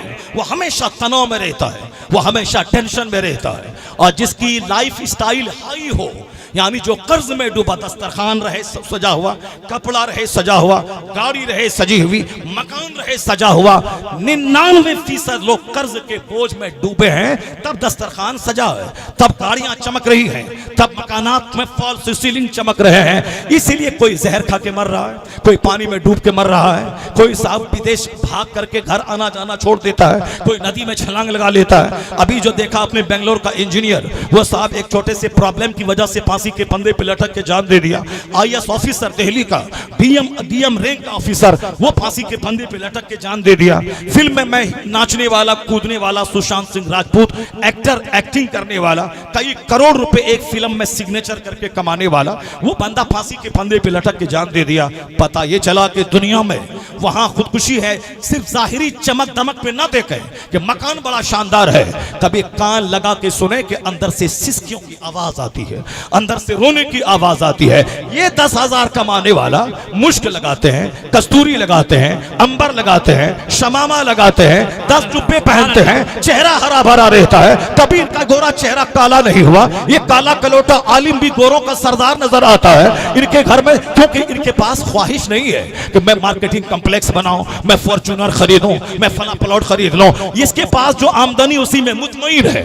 जहां इत्मीनान है वहीं सुकून है, जहां सब्र है वहीं सुकून है, जहां कनाअत है वहीं सुकून है, और जहां तवक्कुल है वहीं सुकून है। तो इनको 10,000 में कनाअत है कि राजाओं के बादशाह है, बादशाहों के सरदार है। जुमा के दिन अमामा बांधकर हाथ में असा लेके जब खिताब करते हैं, लगता है जैसे कोई फौजी जनरल है जो फौज को ललकार रहा है, एक बादशाह है जो कौम को खिताब कर रहा है। एक तो सब्र की वजह से ये हरे हैं, और आप लालच की वजह से आपका चेहरा मुरझाया है। लेकिन और एक दूसरी बात है, मुस्तफा ने इनके लिए दुआ दे दी है, क्योंकि इनका काम ही है माइक पे आए तो हुजूर ने ये कहा, जुमा को मेंबर पे खड़ा हो तो हुजूर ने ये कहा, निकाह का खुतबा पढ़े तो हुजूर ने ये कहा, ईदैन का खुतबा दें तो हुजूर ने ये कहा, दरसगाह में बैठे तो हुजूर ने ये कहा। तो जो हमेशा हुजूर का काम करेगा, सरकार की हदीस आम करेगा, हुजूर की हदीस पढ़ के सुनाएगा, तो हुजूर ने इनको दुआ दे दी, नद्दरल्लाहु अमरन मन समिअ मिन्ना हदीसन फबल्लगहु कमा समिअ। आका फरमाते हैं, अल्लाह मेक हिम ग्रीन, अल्लाह उसे हरा भरा रखे जो मेरी हदीस सुनता है, दूसरों को सुनाता है। ये मुस्तफा की दुआ है कि मामूली आमदनी में भी ये हरा भरा रहते हैं। सुभान अल्लाह। दीन इस्लाम की खिदमत करने का इनाम है, जो हुजूर की हदीस सुने और दूसरों को सुनाए, जो हुजूर की हदीस सुने दूसरों को सुनाए। अब बता दे कि शादी के बारे में हुजूर ने क्या कहा, निकाह के बारे में क्या कहा, वलीमा के बारे में क्या कहा, बारात के बारे में क्या कहा, मकान की तामीर के बारे में क्या कहा, बच्चों की पैदाइश के बारे में क्या कहा, लिबास पहनने के बारे में क्या कहा, मकान की तामीर के बारे में क्या कहा, बाल बच्चों की तरबियत के बारे में मुस्तफ़ा ने क्या कहा। हर मौके पर मेरी रहनुमाई आलिम करते हैं। इसलिए आलिम अपने अहद का पीर होता है, अपने अहद का रहनुमा होता है, अपने अहद का जन्नत का रास्ता दिखाने वाला हमारा मुर्शिद होता है। हमने सिर्फ उनको मुर्शिद समझ लिया जो रिवायती तौर पर पीर का बेटा पीर हो, मगर हर आलिम जो किताबें लिखता हो, जो दर्स देता हो, जो हदीस सुनाता हो, जो कुरान सुनाता हो, वो आलिम अपने आप में मुर्शिदे कामिल है। ये अकेले जन्नत नहीं जाना चाहता है, ये लाखों को अपने साथ जन्नत लेके जाना चाहता है, हजारों को अपने साथ जन्नत लेके जाना चाहता है। आला हजरत अगर दूसरे किसी सूफी बुजुर्ग की तरह एक सूफी फकीर होते तो सिर्फ उर्स के दिन उनके मजार पे भीड़ लगती, सिर्फ उर्स के दिन उनके मजार पे चादर होती। लेकिन आला हजरत का चर्चा, चाहे 12वीं का जुलूस हो चर्चा रजा का, 11वीं का लंगर हो चर्चा रजा का, चाहे रमजान का महीना हो चर्चा रजा का, चाहे ईद का खुतबा हो चर्चा रजा का। क्यों मालूम है? इसलिए कि रजा ने 1000 के करीब किताबें लिखकर कयामत तक इस्लाम पे होने वाले फितनों का जवाब दिया है। तो जब तक वह फितने रहेंगे और रजा की किताब से मदद लेकर उन फितनों का जवाब दिया जाएगा, उस वक्त तक ढंका किसी मुरीदों के हाथ दौरा करके पैसा लेके घर बनाने वाले का नहीं होगा। उस वक्त तक चर्चा तो अहमद रजा का फाज़िल बरेलवी का होगा। तो आज इसलिए उनका 108 साल के बाद भी चर्चा रजा का क्यों हो रहा है? क्योंकि रजा सिर्फ एक सूफी फकीर का नाम नहीं था, 1 लाख तस्बीह पढ़ने वाले फकीर का नाम नहीं था, बिल्कुल हाथ में 1000 दाने की तस्बीह लेकर 2-4 घंटे तक अल्लाह अल्लाह करने वाले फकीर का नाम नहीं था। रजा मुहाफिज़े नामूसे रिसालत का नाम था। इस्लाम पर जो भी हमला होता अहमद रजा सीना सपर हो जाते, हुजूर की शान में जो भी गुस्ताखी करता आला हजरत सामने आ जाते, उसका दिफा करते। साइंस की जबान में कोई इस्लाम पे हमला करता तो आला हजरत का कलम जोश में आता, उसका जवाब देते। तो आज भी अभी इल्मे गैबे मुस्तफा पे मुनाजरा हो ऑस्ट्रेलिया में, तो हथियार आएगी, हथियार कहां से आएगा? अहमद रजा की लाइब्रेरी से जाएगा। अगर मुनाजरा हो अमेरिका में तो हथियार अहमद रजा की लाइब्रेरी से जाएगा। अद्दौलतुल मक्किया आला हजरत की लिखी हुई किताब हथियार बन के मुनाजरे में जाएगी, क्योंकि मुनाजरे में भाषण नहीं चलेगा, मुनाजरे में तकरीर नहीं चलेगी, मुनाजरे में दलील चाहिए। दलील है हथियार, किताब हथियार। अहमद रजा ने 1000 जो हथियार अता किए हैं, ये जब तक ये हथियार रहेगा और मुनाजरा उनके हथियार से जीता जाएगा तो डंका किसी खाने सोने वाले का नहीं बजेगा, डंका अहमद रजा का ही बजेगा। यही वजह है आज बर्कली में रजा, ऑक्सफोर्ड में रजा, कैम्ब्रिज में रजा, हॉलैंड में रजा, ऑस्ट्रेलिया में रजा, श्रीलंका में रजा, पैदा हुए रजा उत्तर प्रदेश के बरेली में, मगर बिहार में रजा रजा, कर्नाटक में रजा रजा, महाराष्ट्र में रजा रजा, पूरी दुनिया में रजा। ऐसा लग रहा हिमालय की वादी में रजा, तराई इलाके में रजा, मैदानी इलाके में रजा। तो कहा जाता है वादी रजा की कोहे हिमालय रजा का है, जिसम तो देखिए वो इलाका रजा का है। नारे तकबीर,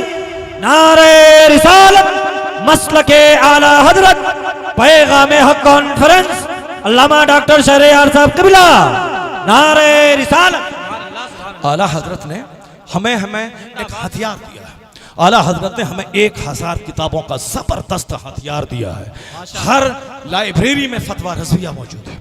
वह फतवा रज़विया जिसमें 300 से लेकर 400 किताबें जिसमें है, वह फतवा रज़विया जब तक फतवा रज़विया ये अज़ीमुश्शान अल अताया नबविया ये किताब रहेगी, उस वक्त तक रजा का जिक्र कभी थमेगा नहीं, कभी दबेगा नहीं, कभी रुकेगा नहीं, बल्कि इल्म में बढ़ता जाएगा, रजा शनासी का माहौल होता चला जाएगा। इल्म में बढ़ता जाएगा, रजा शनासी का माहौल पैदा होता चला जाएगा। जो खिदमत जो करेगा उसका नाम होगा, जो मेहनत करेगा उसका नाम होगा, जो काम करेगा उसका नाम होगा। बैठ जाइए आप लोग सारे लोग, हमारे बैठ जाएं सारे लोग। हजरत खाना खा के आने वाले हैं, पहले उससे कुछ देर मेरी गुफ्तगू समाप्त कर लीजिए। आप जरा गौर से बैठे, आप लोग बैठे हैं तो कुछ तवज्जो से सुनिए। जो बात मैं कह रहा हूं उसको गिरह बांध के अपने पास रख लीजिए। ये फितनो फसाद का वक्त है, हर तरफ फितना मुंह खोले खड़ा है। कहीं अकीदे पे हमला हो रहा है, कहीं नमाज की फर्जियत पे हमला हो रहा है, कहीं सुन्नी मरासिम पे हमला हो रहा है। न जाने कैसे कैसे सारे हमलों को झेलना हम ही सुन्नियों का काम है। आला हजरत ने आज से 100 साल पहले न जाने किस दर्द और कर्ब के आलम में कहा होगा, एक तरफ आदाए दीन, एक तरफ है हासिदी, बंदा है तन्हा शाह, तुम पे करोड़ दरूद। हम लोगों जैसा छोटा मौलवी जब हासिदीन की एक लंबी फहरिस्त जब देखता है तो दंग हो जाता है, जबकि हमारे हासिद भी छोटे हैं। चूंकि छोटे का हासिद छोटा, छोटे का दुश्मन छोटा। रजा चूंकि बहुत बड़े थे तो उनका दुश्मन भी बहुत बड़ा बड़ा था। बड़ी बड़ी खानकाहों के लोग दुश्मन थे, बड़े बड़े गद्दी नशी उनके सुन्नी कहलाने वाले उनके हासिद थे। क्यों रजा का चर्चा आम हो रहा है? क्यों सारी दुनिया पे छाए जा रहे हैं? क्यों सारे मुसलमान इनके क्षेत्र छाया में आए जा रहे हैं? क्यों हमारे बाप दादा की कब्र यहाँ है और हमारे यहाँ कोई नहीं आ रहा है, मेरा नाम कोई नहीं ले रहा है? ये यहाँ क्यों सारी दुनिया जा रही है? जाहिर सी बात है, आप बाप की चादर बेच के खाएंगे तो कौन दुनिया आपके पास आएगी? आप बाप की कब्र का फूल बेच के खाएंगे तो कौन आपके पास आएगा? दुनिया उसके पास आती है जहां से कुरान का दर्स मिलता है। दुनिया उनके पास आती है जहां से मुस्तफा का पैगाम आम होता है, जहां से दीन का काम होता है, दुनिया वहां आती है। ये सारे के सारे चिढ़ने जलने वाले, फातिहा दिलाने वाले, चादर चढ़ाने वाले, फूल चढ़ाने वाले, ईद मिलादुन नबी का जश्न मनाने वाले, आखिर रजा से चिढ़ने की वजह क्या थी?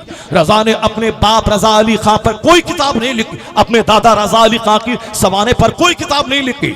रजा ने अपने बाप मुफ्ती नकी अली खां की बायोग्राफी की कोई किताब लिखी हो तो हुजूर मनाज़िर अहले सुन्नत मुझको बताएं। मेरी मालूमात में आज तक ऐसा नहीं है।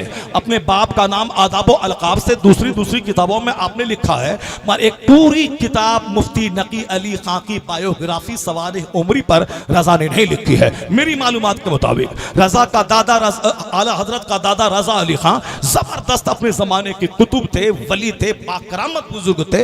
रास्ता चलते हुए करामतों का सुदूर और ज़हूर होता था, लेकिन आला हजरत ने अपने दादा के बारे में कोई किताब नहीं लिखी। दूसरे लोग हैं जो अपने मुरीदों से झूठी करामत पर मुश्तमल किताबें लिखवाते हैं ताकि मेरा सिक्का चले, लोग मुझे पहचाने। अपने बाप दादाओं की सवाने उम्री पे किताब लिखवाते हैं, अपनी झूठी करामतों पर किताबें लिखवाते हैं। वो झूठे को झूठ हो, मगर आला हजरत ने इतने जबरदस्त बुजुर्ग वली कामिल रजा अली खां पे कोई किताब नहीं लिखती, मुफ्ती नकी अली खां पे कोई किताब नहीं लिखती। तो तुम अपने बाप दादा के लिए मरते हो और सोचते हो कि लोग मेरी तरफ मुतवज्जे हो। रजा अपने बाप दादा का खुतबा नहीं पढ़ते थे, जब भी जबान खुलती थी मुस्तफा की अजमत का खुतबा पढ़ते थे। जब भी कलम चलता था वह मुस्तफा की अजमत पे होने वाले हमलों का डिफेंस करते थे।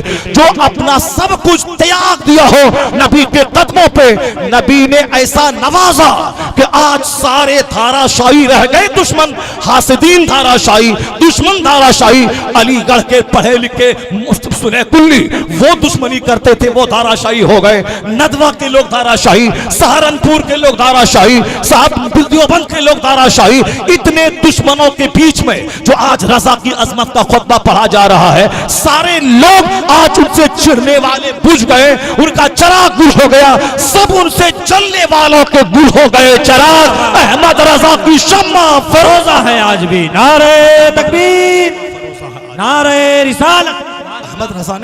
अहमद रजा ने इस्लाम बचाया है, अहमद रजा ने सुन्नियत बचाई है, अहमद रजा ने शरीयत बचाई है, अहमद रजा ने तरीक़त बचाई है, अहमद रजा ने हकीकत और मारिफत का नूर दुनिया में फैलाया है। उन्होंने हम मुसलमानों को मुशरिकों के बीच में जीने का हौसला अता किया है।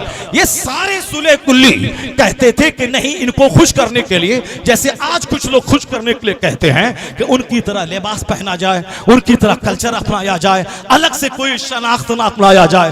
बदतमीज, अगर तुम्हारा लिबास ही मिट जाएगा, शनाख्त तेरी मिट जाएगी, तो जिंदा रह के क्या करोगे? मर जाने वाला फिलिस्तीन के शोहदा वो तो तुमसे अच्छे हैं, जो पाखाना रूम में नहीं मरा, जो लेट्रिन रूम में नहीं मरा, जो ट्रेन में कुचल के नहीं मरा, जो हॉस्पिटल में एड़ी रगड़ के नहीं मरा। वह खुदा के नाम पे शहादत की मौत मर गया। तो मरना है ही तो क्यों एड़ी रगड़ के बाथरूम में मरता है? शहादत की मौत मर जा। मुस्तफा का गुलाम है, इस जुर्म के बदले मगर सजा मिल गई, तेरी गर्दन कट गई, तो 80 साल का नफल सजदा वहां नहीं ले जाएगा जहां मुस्तफा के गुलाम होने के नाते एक तमाचा खाया और सब्र किया। वो मकाम अल्लाह तुझको अता फरमाए। सुभान अल्लाह, माशाअल्लाह। जब जीने के लिए कोई नहीं आया है, सब मरने के लिए ही आया है। तो अपने तशख्खुस के साथ जियो, आइडेंटिटी के साथ जियो, अपनी इनफरादियत के साथ जियो, अपने कल्चर के साथ जियो, अपने तहजीब के साथ जियो। मुशरिकों की नकल करना जिल्लत को दावत देना है। मुस्तफा की नकल करने वाला दुश्मनों के हुजूम में भी शान से जीता है, इत्मीनान से जीता है, इज्जत से जीता है। सारे लोगों ने कहा इनको खुश करने के लिए कुर्बानी बंद कर दिए जाए इस मखसूस जानवर की, मगर आला हजरत ने कहा नहीं।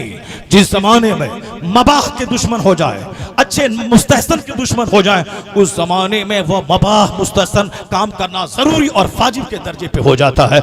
आज अगर मेरे चेहरे पे दाढ़ियां सलामत हैं, सरों पे टोपियां सलामत हैं, आज लाखों मसाजिद में सलाम सलामत है, खानकाहों में उर्स सलामत है, अजमेर की चादर पोशी सलामत है, तो एहसान इस सदी में अहमद रजा का फाजिले बरेलवी का है, जो अपने बाप का खुतबा नहीं पढ़ा, अहले सुन्नत का, इस्लाम का, सुन्नियत का, मुस्तफा जाने रहमत का खुतबा पढ़ते हुए दुनिया से चला गया। सुभान अल्लाह, सुभान अल्लाह, माशाअल्लाह। जिंदाबाद। अल्लाह ताला उसे इज्जत देता है जो अल्लाह के दीन का काम करता है, जो अल्लाह रब्बुल इज्जत के दीन का काम करता है। अल्लाह ताला उसे सौदागरान से उठाकर शोहरत के आसमान पे पहुंचा देता है। तो बड़ा वो होता है जो दीन का काम करता हो। दीन का काम करने के लिए कलम चलाना, दीन का काम करने के लिए ज़बान से बोलना, दीन का काम करने के लिए महफिलें मुनक़िद करके अम्र बिल मारूफ करना।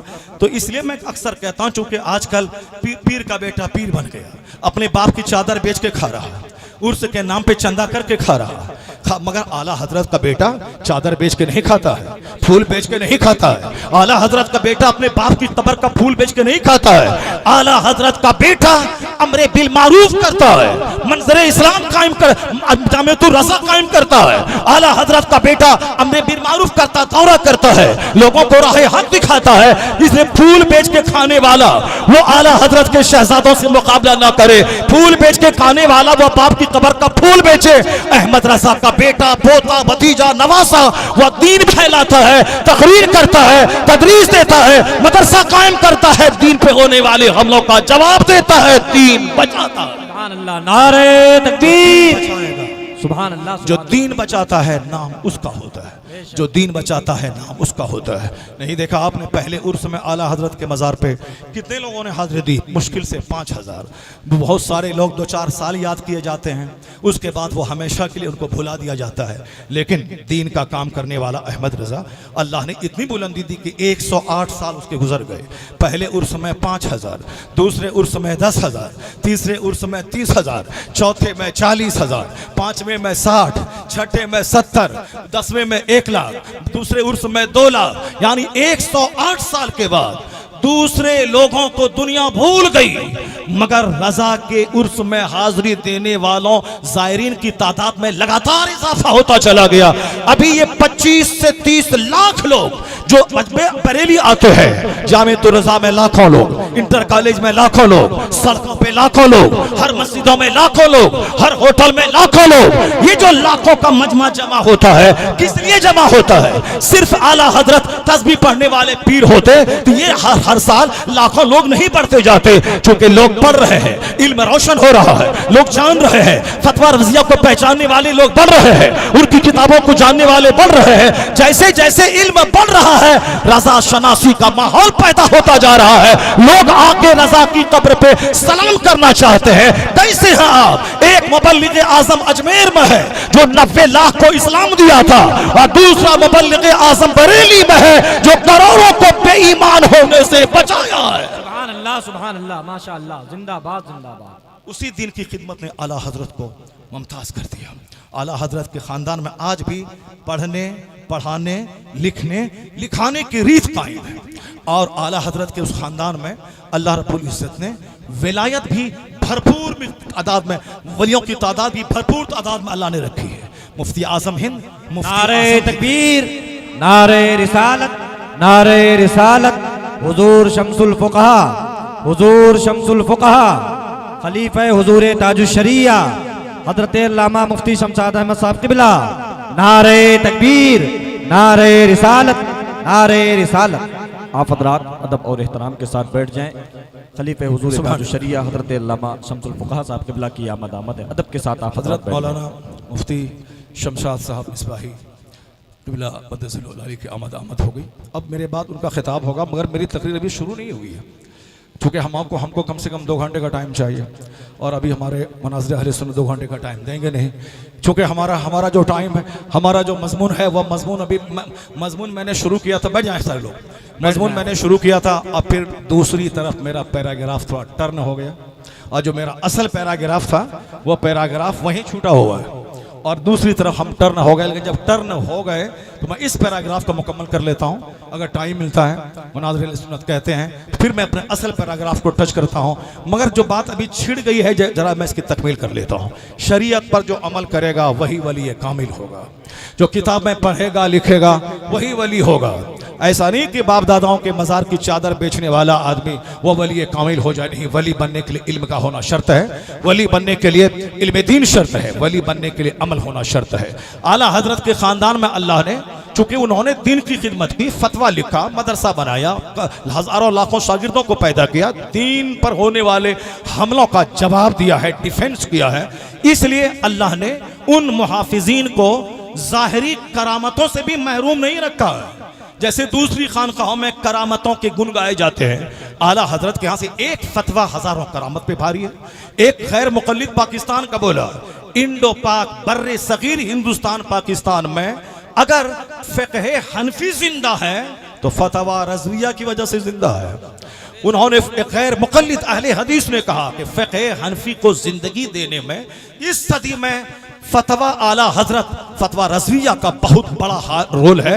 आज अगर हनफी जिंदा है, हनफी फिक्र जिंदा है, तो आला हजरत का एहसान है जिन्होंने फिक्र हनफी को जिंदगी दी, जिन्होंने शरीयत का कानून, दूध का दूध, पानी का पानी लोगों के सामने रखा। क्या मतलब? वो करामत से दूर हो जाएंगे, वो करामत उसको नहीं मिलेगी।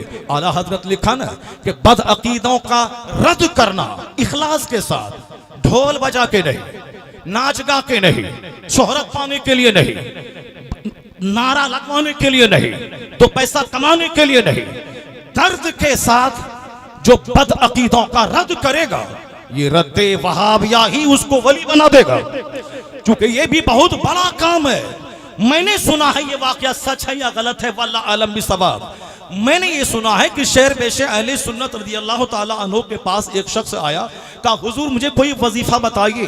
कहा जाओ सुभान अल्लाह व बिहम्दिही पढ़ना, और उन्होंने वजीफा अपने हिसाब से बताया। बाद में आया, कहा हुजूर वो जरा पढ़ना मेरे लिए मुश्किल हो रहा है, कोई आसान वजीफा बताइए। फिर आपने कोई आसान वजीफा बताया। फिर वो कहा हुजूर ये भी पढ़ना मेरे लिए मुश्किल है, मैं क्या करूं? वली कामिल शेर बेशे अहले सुन्नत, सफर में हजर में तिलावत करने वाले शेर बेशे अहले सुन्नत, दुश्मनों और बदअकीदों के दांत खट्टे करने वाले शेर बेशे अहले सुन्नत, सफर में हजर में नमाजों की पाबंदी करने वाले शेर बेशे अहले सुन्नत, आला हजरत की सोहबत का फैज याफ्ता शेर बेशे अहले सुन्नत। वो कहते हैं जाओ, जब ये वजीफा नहीं संभल रहा है तो जाओ तुम एक छोटा सा आसान वजीफा है इसको पढ़ो, उसको पढ़ो। खबीस मरदूद वहाबी, खबीस मरदूद वहाबी, खबीस मरदूद, इसको पढ़ो। का हुजूर ये हो जाएगा। जब ये वजीफा पढ़ना शुरू किया, कहा मैं ये वजीफा पढ़ के कोर्ट जाता हूं, मुकदमा में जीत जाता हूं। फतह मुझको हासिल होती है, फतह हासिल होती है। बस इखलास, सिंसेरिटी जरूरी है, दिखावा नहीं, दिखावा नहीं, जहालत नहीं, हक़ानियत के साथ, सदाकत के साथ, इखलास के साथ, सिंसेरिटी के साथ शैतान की तजलील करना, तहकीर करना, तौहीन करना, उसको उसको उसको दूर करने के लिए दूसरों को पैगाम देना, उससे दूसरों को बचाना, ये भी बहुत बड़ा काम है। बहुत, वरना अगर कोई ढोल बजाने वाला ढोल बजा करके तरदीद करे, नहीं होगा। तो रद्द करने वाला इतना आदी हो जाता है कि जब दूसरा नहीं मिले तो अपने लोगों का ही रद्द करना शुरू कर देता है। पता चला कि रद्द में इखलास नहीं था, इसीलिए से वह ढोल बजाने की वकालत करने लगा। जरा गौर से सुनिए, आला हजरत फाजिल बरेलवी रज़ियल्लाहु ताला अन्हु को अल्लाह ने जहां इल्म दिया था, जहां आपने दिन की खिदमतें की, बाकरामत अल्लाह ने आपको वली बना दिया। रोशन ज़मीर शेख थे आला हजरत, रोशन ज़मीर जिसका दिल रोशन हो। सैयद दीदार अली अलवरी सदरुल अफाजिल के पास पहुंचते हैं। सदरुल अफाजिल ने कहा कि चलिए बरेली आला हजरत से मुलाकात करना है। सैयद दीदार अली ने कहा चलिए, जब आप कहते हैं तो चलते हैं। आप जानते हैं आला हजरत को? कहाँ जानते हैं? पठान खानदान से हैं, तबीयत सख्त, गुस्सा ज्यादा है। आप कहते हैं तो चलिए चलते हैं। सैयद दीदार अली मुहद्दिस अलवरी मुहद्दिस थे, बड़े आलिम थे, मगर जो कि किसी वजह से दिमाग में आला हजरत के ताल्लुक से एक बात बैठी हुई थी। वो गसीले हैं, पैठान है, सख्त तबीयत के मालिक हैं, गुस्सा बहुत ज्यादा है। लेकिन सदरुल अफाजिल आप कहते हैं तो चलिए चलते हैं। आ गए बरेली, आला हजरत से मुलाकात हुई। आला हजरत ने खैरियत पूछी, कहिए सैयद साहब आप कैसे हैं? सैयद साहब ने कहा हुजूर आप कैसे हैं? आला हजरत ने कहा क्या सैयद साहब मैं अपनी खैरियत बताऊं? पठान खानदान से हूं, तबीयत सख्त, गुस्सा ज्यादा है। पठान खानदान से हूं, तबीयत सख्त, गुस्सा ज्यादा है। सैयद दीदार अली मुहद्दिस अलवरी कोई आम पढ़े लिखे होते तो कह देते जादू है या ऐसे ही इत्तेफाकन ऐसी बात हो गई, मगर चूंकि बहुत बड़े पढ़े लिखे आलिम थे, उसने कहा जो जुमला मैंने मुरादाबाद में सदरुल अफाजिल के सामने मैंने जबान से निकाला था, वही जुमला हूबहू वही जुमला आला हजरत ने जब कहा, मैं समझ गया कि आला हजरत सिर्फ आलिम फकीह ही नहीं है, रोशन ज़मीर शेख कामिल वली कामिल है आला हजरत। आला हजरत नाइब गौसे आजम का नाम है, सरकार मुफ्ती आजम हिंद आला हजरत का शहजादा फतवा लिखते थे। 30-30 किलोमीटर दूर तक चल के बैलगाड़ी से तांगा से, मोटरसाइकिल से, चूंकि आज से 70 साल पहले उस जमाने में राजदूत, एम्बेसडर कार, बैलगाड़ी, तांगा गाड़ी, घोड़ा गाड़ी, ये सब गाड़ियां चलती थी। तो लोग घोड़ा गाड़ी पे, तांगे पे बिठा के आपको ले जाते थे 30-30 किलोमीटर दूर तक। इस सवारी पे सवार होके आर्याई समाज से, दहरियों से मुकाबला करने के लिए आप जाते थे। मुकाबला करना, वाज़ो नसीहत करना, फतवा लिखना, मंजर इस्लाम चलाना, यानी सिर्फ इस्लाम की हिफाजत, इस्लाम और सुन्नियत का काम करना। ये बताइए कि आर्याई और दहरियों से मुकाबला करने के लिए जा रहे हैं, इस्लाम की खिदमत करने जा रहे हैं। तो क्या मतलब, जो इस्लाम की खिदमत करें, जो किताब पढ़ें, जो फतवा दें, वो बाकरामत वली ना बने। इन चीजों ने इतना बाकरामत वली बनाया मुफ्ती आजम हिंद को कि रोशन जमीन शेख आप हो गए। दिल्ली बरेली शरीफ के नवाब राहत जान गौसे आजम के नाइब से मुरीद होने की तमन्ना लेके बगदाद गए। वहां एक साहिब सज्जादा को देखा, दिल माइल हुआ, मगर फिर आप उनकी तरफ से आपका मुंह मुड़ गया। ख्वाब में देखा गौसे आजम का दीदार हुआ, कहा हुजूर आपका नाइब का तेरे शहरे बरेली में मुस्तफा रजा खां ये मेरा नाइब है। दौड़े वहां से बरेली आए वापस। आज से 60-70 साल पहले ऐसे फ्लाइट से लोग नहीं आते थे, बल्कि पानी जहाज के जरिए और खुश्की के रास्ते से आते थे। आए बरेली, सारा सामान फेंका और बरेली शरीफ मोहल्ला सौदागरान गए। मुफ्ती आजम हिंद अपने हुजरे में जलवा करते। नवाब साहब थे बरेली के। जब आंखें चार हुई, मुफ्ती आजम हिंद ने पूछा, कहिए नवाब साहब कहां कहां घूमे, क्या क्या देखा? नवाब साहब ने कहा, हुजूर जो देखना था तो देख लिया, अब हाथ बढ़ाइए, फकीर को गुलामी में दाखिल कर लीजिए। पता ये चला कि 1 लाख दुरूद पढ़ने वाला, पंजगाना नमाज की पाबंदी करने वाला, अगर वो वली कामिल हो सकते हैं तो जो दीन का काम करेगा, जो अमरे बिल मारूफ करेगा, जो कुरान पढ़ेगा पढ़ाएगा, जो हदीस पढ़ेगा पढ़ाएगा, जो फितने वक्त का जवाब देगा, जो इस्लाम और सुन्नियत पे होने वाले हमलों का जवाब देगा, जो इस्लाम पर आने वाली गर्द को साफ करेगा, अल्लाह उसे भी बाकरामत बना देता है, रोशन जमीन शेख बना देता है। मुफ्ती आजम हिंद के बारे में मौलाना गुलाम यासीन साहब अल-जामतुन नज़ामिया, एक बहुत बड़ा मदरसा बंगाल और बिहार के सरहद पे है। अभी 1 महीना पहले मुझसे कहा, मौलाना शहरयार तुम तो हमेशा अपनी तकरीर में इस्लाह, साइंस और आला हजरत पर बगैर गुफ्तगू किए हुए तुम्हारी तकरीर मुकम्मल नहीं होती है, एक बात मेरी भी बयान कर देना। कहा मैंने कहा मैं बरेली शरीफ में 8-9 साल तक पढ़ा हूँ। सरकार मुफ्ती आजम हिंद की मैंने बहुत खिदमत की है। मैंने मुफ्ती आजम हिंद को एक बार अपने बिहार के दौरे पे बुलाया था। मेरे इलाके का एक सूदखोर बड़ा रईस, उसने एक मोटा तोहफा लेकर मुफ्ती आजम हिंद के पास आया।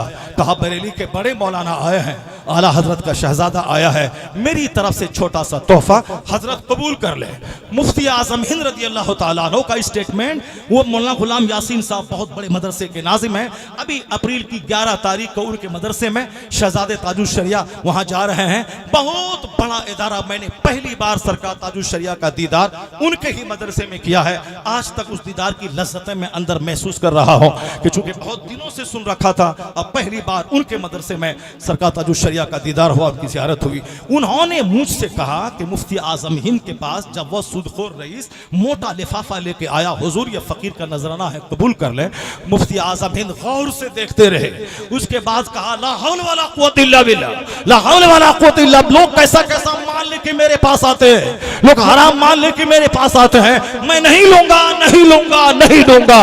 अल्लाह समद। मौलाना गुलाम यासीन साहब कहने लगे, मैं तो सुना था गौसे आजम की करामत कि जब गौसे आजम के सामने बादशाह वक्त ने तोहफा पेश किया था तो आपने कहा था मैं नहीं लूंगा। उन्होंने कहा था हुजूर कबूल कर ले। जब उसको निचोड़ा तो सोने चांदी से खून बहना शुरू हो गया।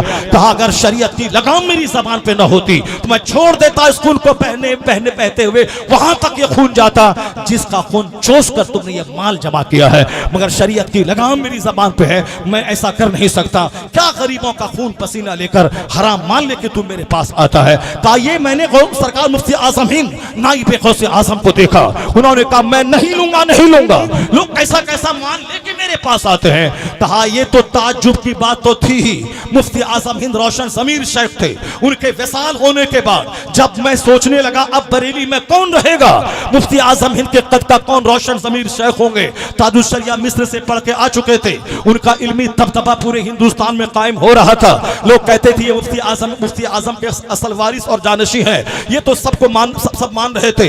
मंजर इस्लाम के सदर मुदर्रिस रहे, ये तो सब जान रहे थे। खिताबत का जलवा थे, सब जान रहे थे। मगर मुफ्ती आजम हिंद का हम पल्ला, इनका नाइब, इनका सच्चा जानशीन करामत में भी कोई होंगे, ये मुझको समझ में नहीं आ रहा था। मौलाना गुलाम यासीन 10 साल बरेली शरीफ में रहने वाला, वहां गली में घूमने वाला, मुफ्ती आजम हिंद की हर सुबह शाम देखने वाला, वो कहते हैं कि मैं इसी तसव्वुफ में था कि मुफ्ती आजम हिंद का नाइब कौन होगा। मैंने सरकार ताजुश शरिया को अपने इलाके में बुलाया, वो मालदार मरा नहीं था, वो फिर जिंदा था। जब पता चला कि मुफ्ती आजम हिंद का नवासा, मुफस्सिर आजम हिंद का बेटा और सरकार मुफ्ती आजम हिंद का जानशी बनकर ताजुश शरिया आए हैं, तो फिर वही सेठ, वही सूदखोर मोटा लिफाफा लेके फिर ताजुश शरिया के पास आया। कहा मैं देख रहा था, वो आया और ताजुश शरिया से कहा हुजूर ये फकीर का नजराना है, इसे कबूल कर ले, मैं इस इलाके का एक छोटा सा मुसलमान हूं, ये कमाई है हमारी, इसको आप कबूल कर लें। सरकार ताजुश शरिया सिर्फ एक खाली खोली आलिम होते तो फतवा लिखते, किताबें पढ़ते, वो क्या जाने कौन क्या लेके आ रहा। रोशन समीर शेख जो सफर में हजर में फतवा लिखते, फतवा देते, गोंडों के बीच नहीं, मुफ्तियाने कराम की झुरमुट में रहने वाला। आजकल का पीर गोंडों के बीच में रहता है ताकि कोई मेरे खिलाफ तकरीर ना करे, मेरे खिलाफ कोई बयान ना दे, मैं इन गोंडों से पिटवा दूंगा। ये गुंडागिर्दी करने वाले पीर बने हुए हैं। 24 घंटे गुटखा खाने वाला, अब तो झारखंड में गुटखा पे पाबंदी लग गई, ना कोई गुटखा खा सकता है, ना कोई गुटखा बेच सकता है, ना कोई गुटखा किसी को तोहफा दे सकता है, अपना मुरीद तोहफा दे सकते हैं, ना पीर तोहफा ले सकते हैं। झारखंड जाएं बस सीधी हथकड़ी लगेगी और जेल चले जाएंगे। मेरी दिली ख्वाहिश पूरी हो गई। मैं आज 10 साल से गुटखा के खिलाफ, मैं साफ सिगरेट के खिलाफ, खैनी के खिलाफ, बीड़ी के खिलाफ, यानी जो गैर जरूरी चीजें हैं। जरूरी है चावल गुटखा नहीं, जरूरी है रोटी गुटखा नहीं, जरूरी है पानी खैनी नहीं, लेकिन लोग पानी रोटी चावल कम खाते हैं। अननेसेसरी चीज जो गैर जरूरी चीजें हैं वो ज्यादा इस्तेमाल करते हैं। मैंने ऐसे पीर को देखा जो 24 घंटे गुटखा चबाते हैं, जब तक सोए हैं बंद है, जब जगे हैं गुटखा चबा रहे हैं। लोग कहते हैं कब तिलावत करेंगे, कब तस्बीह पढ़ेंगे, कब दरूद पढ़ेंगे, गुटखा चबा। इन्हीं गुटखा खोरों के बीच में हमारा एक शेख कामिल था, जब भी देखा जिक्र अज़कार करता देखा, जब भी देखा मुफ्तियों की झुरमुट में देखा, जब भी देखा आलिमों की झुरमुट में देखा, फतवा देता देखा, दरसे बुखारी देता देखा, तस्बीह और तहलील में देखा। अमेरिका में रहे अमरे बिल मारूफ, बिहार के देहात में रहे अमरे बिल मारूफ, अपने घर में रहे अमरे बिल मारूफ, यानी जो हकीकत में गौसे आजम की नियाबत का फरीजा अंजाम दे रहा था। इस जमाने का शेख कामिल नाइब गौसे आजम कौन था, जिसे दुनिया अख्तर रजा का अज़हरी ताजुश शरिया के नाम से पुकारती है, जिनको देखने के बाद जुनैद बगदादी की याद ताजा हो जाए, इमाम राजी, इमाम गजाली की याद ताजा हो जाए। मुफ्तियों की झुरमुट में देखा, मुफ्ती शमसाद साहब गवाह है, मुफ्ती अख्तर साहब गवाह है, मुनाज़िर अहले सुन्नत गवाह है। जब भी देखा मुफ्तियों की झुरमुट में देखा, किताब की बातें करता देखा, फतवा का जवाब देता, फतवा की तस्हीह करता देखा। हकीकत में नियाबत रसूल का मनसब पे जो फाइज थे वह ताजुश शरिया, इन्हीं खिदमतों ने रोशन ज़मीर बना दिया था। जैसे ही सूदखोर ने हाथ बढ़ा के तोहफा दिया, ताजुश शरिया के सामने मौलाना गुलाम यासीन खड़े थे, मुफ्ती आजम हिंद के सामने भी वही खड़े थे। उसने मुझसे कहा कि ताजुश शरिया ने लिफाफ को देखने के बाद कहा ला हौला वला कुव्वता इल्ला बिल्लाह, लोग कैसा कैसा माल लेके मेरे पास आते हैं, नहीं लूंगा, नहीं लूंगा, नहीं लूंगा। उसके बाद एक जुमला चौंका देने वाले कहा, जिसका तोहफा मेरे नाना मुफ्ती आजम हिंद ने लौटा दिया हो, उसका नवासा कैसे ले सकता है। नारे तकबीर, नारे रिसालत। मौलाना गुलाम यासीन साहब आला हजरत, एक आलिम धन्यवाद है आला हजरत, बड़े मदरसे के नाजिम हैं। उसने मुझसे बयान किया, चूंकि मैं अक्सर ताजुश शरिया की कोई ना कोई करामत मैं बयान करता हूँ। उसने कहा ये करामत मैंने अपनी आंख से देखी। चूंकि ताजुश शरिया बरेली इलाके के नवाबों को जानते होंगे, मगर ये बंगाल पूर्णिया इलाके में कौन कैसी कमाई कर रहा है इसको कौन जाने। वो कहे मैं समझ गया कि आला हजरत का खानदान गौसे आजम की निगरानी में है, एक ना एक शेख गौसे आजम का नाइब होगा, रोशन ज़मीन शेख जो दीन की खिदमत करेगा, अल्लाह जन्नत वहां देगा, विलायत और करामत की नेमत से यहां माला माल करता है। उसी सरकार ताजुश शरिया के मज़ार की चादरें हमारे सामने पड़ी हुई है, सुल्तान मुनाज़िरीन यहाँ बैठे हुए हैं। इनका मिशन ही सुबह शाम का ताजुश शरिया इनका मिशन ही शहजादे ताजुश शरिया कायदे अहले सुन्नत मसलक आला हजरत, यानी कुछ नहीं सुनना चाहते हैं आला हजरत के खिलाफ, ताजुश शरिया के खिलाफ, कायदे अहले सुन्नत के खिलाफ। ये इनका सच्चा इश्क है। मेरे पीरो मुर्शिद सरकार मुफ्ती आज़म हिंद के खलीफा मुफ्ती ग़ुलाम रसूल साहब क़िबला हशमती रहमतुल्लाह ताला अलैह, मैं 6-7 साल उनके पास रहा हूँ। हिदायतुन नहव से लेकर बुखारी शरीफ तक सारी किताबें मैं उनके पास पढ़ा हूँ। मैंने उनके साथ जलसे में मैंने शिरकत की है। 6 साल में एक नमाज भी मैंने क़ज़ा करते हुए नहीं देखा। 3 बजे सुबह भी अगर जलसे से आते थे तो 1 घंटा लेटने के बाद सबसे पहले आप उठते, कोई तालिब इल्म अगर बेदार न हुआ हो तो खुद से अजान देते थे। अजान की आवाज़ सुनने के बाद सारे तलबा, सारे असातिज़ा सब जागते थे। बाकरामत वली मैंने उनको देखा। तालिब इल्मी के ज़माने में 1988 की गालिबन बात है, हम उसी शहर में एक दूसरे सिलसिले के एक शेख आए थे। मैंने कहा, चूँकि मैं कॉलेज में पढ़ता था, matric, inter, graduation, post graduation, सारी डिग्रियां जो होती हैं वो सब मैंने प्राइवेट तैयारी करके मदरसे में पढ़ने के साथ साथ मैंने बिल्कुल आला नंबरों के साथ 400-500 बच्चे रहते थे मैट्रिक में, मैं फ़र्स्ट क्लास रिजल्ट मेरा आता था। हमारे बच्चे 5 बच्चों में फ़र्स्ट नहीं कर पाते हैं। जाहिर सी बात है, दाढ़ी और टोपी शिरवानी में इल्म नहीं रहता। जो भी मेहनत करेगा, मुशक्क़त करेगा, पढ़ेगा, लिखेगा, दिल में इल्म रहता है, ब्रेन में इल्म जाता है। लिबास का, दाढ़ी का उससे कोई ताल्लुक़ नहीं है। ऐसा नहीं कि दाढ़ी रखेंगे तो नहीं पढ़ पाएंगे, नहीं, हमने तो यकमुश दाढ़ी से नीचे कभी किया ही नहीं, कम कभी नहीं किया। अंग्रेजी में एमए का एग्जाम देते हुए शिरवानी और लंबी दाढ़ी के साथ में गया। इन्विजिलेटर गार्ड देख के मेरा चेहरा और मेरी कॉपी देखता था। तो मैं वहाँ स्कूल कॉलेज में पढ़ता था, तो मैं बहुत ज़्यादा सख्त नहीं था किसी एक पर मैं रिजिड रहूँ। दूसरे सिलसिले के शेख हैं, आलिम हैं, बड़े आलिम हैं। मैं जाता हूँ तकरीर सुनने के लिए, देखूँ वह क्या बोलते हैं, उसकी क्या फिक्र है। तकरीर सुनने के लिए 12-12, 15-15 किलोमीटर दूर तक मैं पैदल चल के बचपन में जाता था। आज आप मुझे उस वक्त पता नहीं था कि जिस मदरसे में मैं 15 किलोमीटर दूर चल के मैं तकरीर सुनने गया था, आज मैं उस मदरसे का प्रिंसिपल हूँ। आज मेरी निगरानी में 15 से 20 स्टाफ काम करते हैं। 250-300 बच्चे हॉस्टल में रहते हैं। बच्चियों ख़वातीन का मदरसा है जहाँ 250-300 बच्चियाँ हॉस्टल में रहती हैं। मगर मैं ज़्यादा ये सब बातें बयान नहीं करता हूँ। मेरा काम है इस्लाह करना, लोगों को इस्लाम का पैगाम पहुँचाना। मैं पहुँचाता हूँ, बाकी मैं क्या करता हूँ मुझको नहीं मालूम है। मैं 15 किलोमीटर दूर चल के उस मदरसे में बचपन में तकरीर सुनने के लिए गया था। तो मैंने कहा हजरत से कि हुजूर आ रहे हैं, मैं जा रहा हूँ। हजरत ना हाँ कहते हैं ना वो कहते हैं, चूंकि इश्क़ आला हजरत में इतने पिले हुए थे कि बुखारी शरीफ पढ़ाएं चर्चा रजा का, मंदिर पढ़ाएं चर्चा रजा का, नहव पढ़ाएं चर्चा रजा का, यानी 40 मिनट की घंटी में अगर वो 35 मिनट नफ्से मसला से बहस करते थे तो 5 मिनट जरूर कहीं ना कहीं इशारे के नाये में आला हजरत का चर्चा, मुफ्ती आज़म हिंद का चर्चा, यानी समझे फना फिर रसा थी वो। जैसे मुहद्दिस सुरती के बारे में आप लोग जानते होंगे, जिन्होंने बुखारी शरीफ जिसको बिल्कुल गेट बाई हार्ट हो, दरसे बुखारी दें, जुम्मा का खुताब करें, रबीउल अव्वल शरीफ का जलसा पढ़ें, हमेशा सिर्फ रजा का चर्चा। लोगों ने पूछा हुजूर आपके पीर हैं फजल रहमान गंज मुरादाबादी, उनका चर्चा करते नहीं, जबकि बाकरामत बुजुर्ग है वो। आपके उस्ताद है मौलाना इसहाक, उनका चर्चा करते नहीं। मुहद्दिस सुरती ने क्या कहा, वो मामूली पढ़ा लिखा आदमी नहीं था, वो दिल्ली का या सरावा का, यहाँ का वहाँ का, बल्कि जबरदस्त शेख हिंदुस्तान के मुहद्दिस Surati, get by heart Bukhari Sharif मुकम्मल अज़बरियात। वो क्या कहते हैं, सबसे बड़ी दौलत व बैअत नहीं है जो मैंने अल्लामा फजल रहमान गंज मुरादाबादी से हासिल की है, जो अपने पीर की मोहब्बत में आलिमों की तौहीन करें, पीर की मोहब्बत में दीन के काम करने वालों को मुल्ला मौलवी कह के उसको माइनस कर दें। वो जरा देखें बाकरामत वली मुहद्दिस सुरती, खुद बहुत बड़े शेख मुहद्दिस, वो कहते हैं कि बड़ी दौलत व बैअत नहीं है जो फजल रहमान से मैंने हासिल की है, वह बड़ा इल्म नहीं है जो मैंने मौलाना इसहाक से हासिल किया है, बड़ी दौलत ईमान और इश्क़ रिसालत है जो मैंने आला हजरत फाज़िल बरेलवी से हासिल की है। ईमान और इश्क़ रिसालत। आज चर्चा रजा का हो तो लोग कहते हैं सारा चर्चा छोड़ के रजा का चर्चा करते हैं। मेरे जैसे हजारों आलिम जिनके सामने तिफ़्ल मकतब की हैसियत रखते हों, वो कहते हैं कि रजा ने जो इल्म, जो इश्क, जो मोहब्बत रसूल की दौलत दी है, आज अगर मदीना पाक की हाज़री का अगर धुन और नशा सवार है, आज करोड़ों मुसलमान हिंदुस्तान से मदीना रमजान में जाना चाहते हैं, कहीं ना कहीं फिक्रे रजा उसमें शामिल है। जिन्होंने कहा था जानो दिल होश फिरत सब तो मदीने पहुंचे, तुम नहीं चलते रजा सारा तो सामान गया। मदीने की मोहब्बत, सरकार के नामूस के तहफ्फुज के लिए जान की बारी लगा देने का जज्बा। अगर कोई नेता महाराष्ट्र में आज अगर ऐसा बोल रहा है, ये जुनून भी फिक्रे रजा की वजह से मिला हुआ है।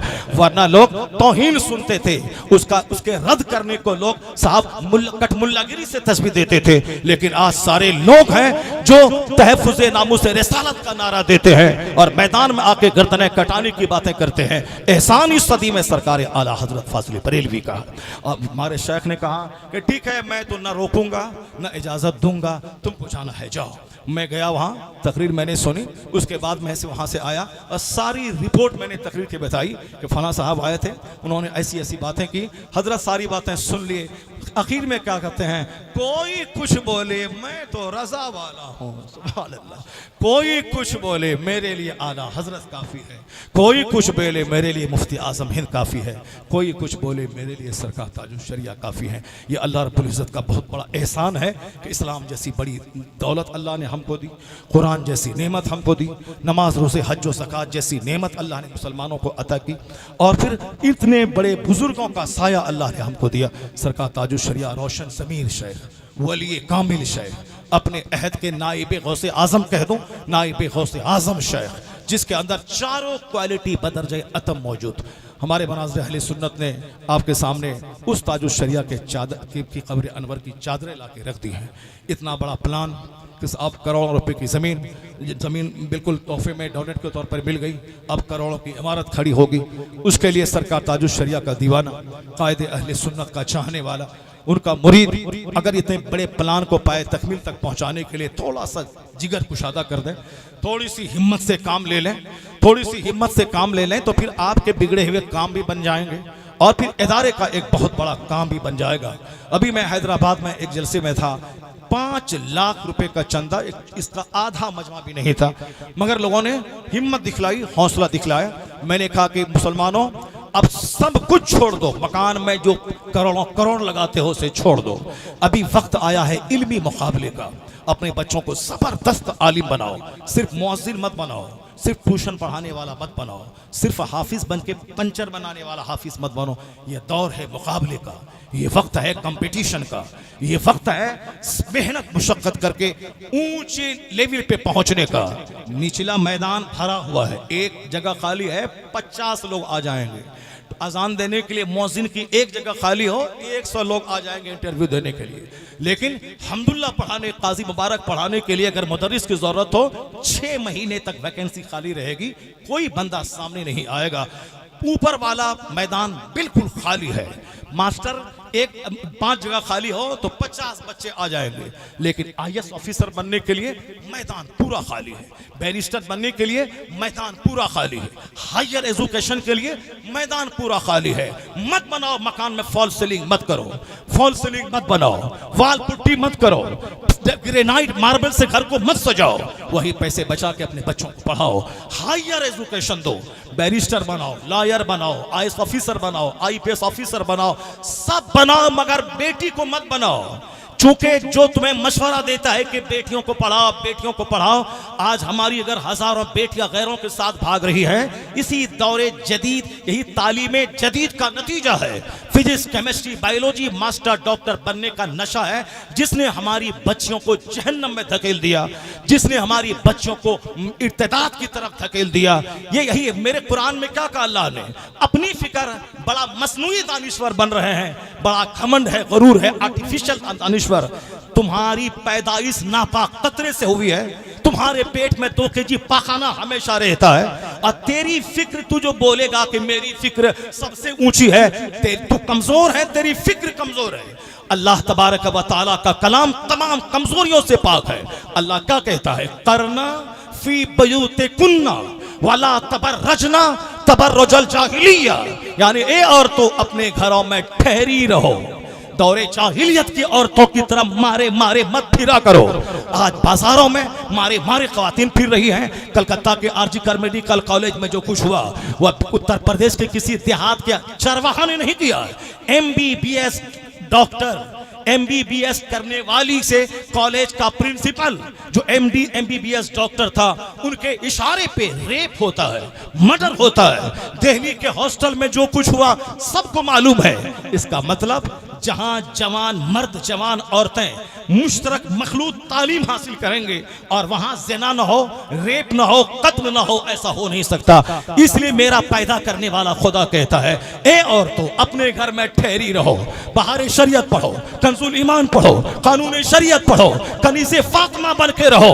तेरी ही गोद में मुजाहिद पैदा होते हैं, कुतुब पैदा होते हैं, अब्दाल पैदा होते हैं। अगर तू मस्जिद का इमाम नहीं बन सकती है, अगर तू कोर्ट का काजी नहीं बन सकती है, तो काजी पैदा करने वाली खातून तो तू ही है, मुजद्दिद पैदा करने वाली तो तू ही है। गौसे आजम को उनकी माँ ने जाना, आला हजरत को उनकी माँ ने पैदा किया, वो ताजुश शरिया को उसकी माँ ने पैदा किया। तुम वो औरत बनो जो शमे महफिल नहीं, खातून खाना बन जाओ, कनीज़े फातिमा बन जाओ। आज तेरी गोद से मुजाहिद पैदा होंगे, मुजद्दिद पैदा होंगे, खतीब पैदा होंगे, मुहद्दिस पैदा होंगे। क्योंकि कानून है कि आम के पेट से कटहल नहीं होता, गेहूं के पौधे से धान नहीं निकलता। तो जैसी जमीन वैसी फसल। गौसे आजम की माँ कैसी थी सबको मालूम है, बाप कैसा है सबको मालूम है, बेटा कैसा हुआ सबको मालूम है। यही है कुदरत का कानून। जब माँ हो तहज्जुद गुजार, जब बाप हो मुजाहिद, रात दिन भर जिहाद करने वाला, रात भर नमाज पढ़ने वाला, जरूरतन खाने पीने और थोड़ी सी नींद लेने वाला। जब बाप हो मुजाहिद और माँ हो मुसल्ले पे बैठकर सारी रात 100 रकात नमाज से नफल पढ़ने वाली, तब बेटा कुतुबुद्दीन बख्तियार काकी पैदा होता है, तब बेटा निजामुद्दीन देहलवी पैदा होता है। और जब दादा हो हुज्जतुल इस्लाम और नाना हो मुफ्ती आज़म हिंद, अब बाप हो मुफस्सिर आज़म हिंद और माँ हो सारे जेवरात को गिरवी रखकर, सारे जेवरात बेचकर मंजर इस्लाम के मुदर्रिसीन की तनख्वाह दिलाने वाली, तब उसी कोख का बच्चा 10 करोड़ कमोबेश मुरीदों का मुर्शिदे बरहक अख्तर रजा का अज़हरी ताजुश शरिया पैदा होता है। नारे जैसी तकबीर, जमीन वैसी फसल, जैसा दरख्त वैसा फल। इसलिए जींस सा टी शर्ट पहना के तुम स्कूल कॉलेज भेजकर अपनी बेटियों की जिंदगी की राहत को कत्ल मत करें। उसे इंजीनियर मास्टर डॉक्टर बना के उसकी जिंदगी को तलखी में मत डालें। यहाँ एक पैसा नहीं कमाती है, उसके बावजूद तो सर के बाल नोचती है। और जो 1 लाख महीना कमाएगी उसका क्या हाल होगा। ये कमजोर है, कमजोर है, इसलिए इसको आजादी इसके लिए ज़हर कातिल है। ये पढ़े बहार शरीयत, ये पढ़े कानून शरीयत, ये पढ़े कंजुल ईमान, ये रहे पर्दे में। इसलिए मनाज़िर अहले सुन्नत ने औरतों को इर्तिदाद से बचाने के लिए, औरतों को फित्ना फसाद से बचाने के लिए इन्होंने तालीम निस्वा का जबरदस्त इंतजाम किया।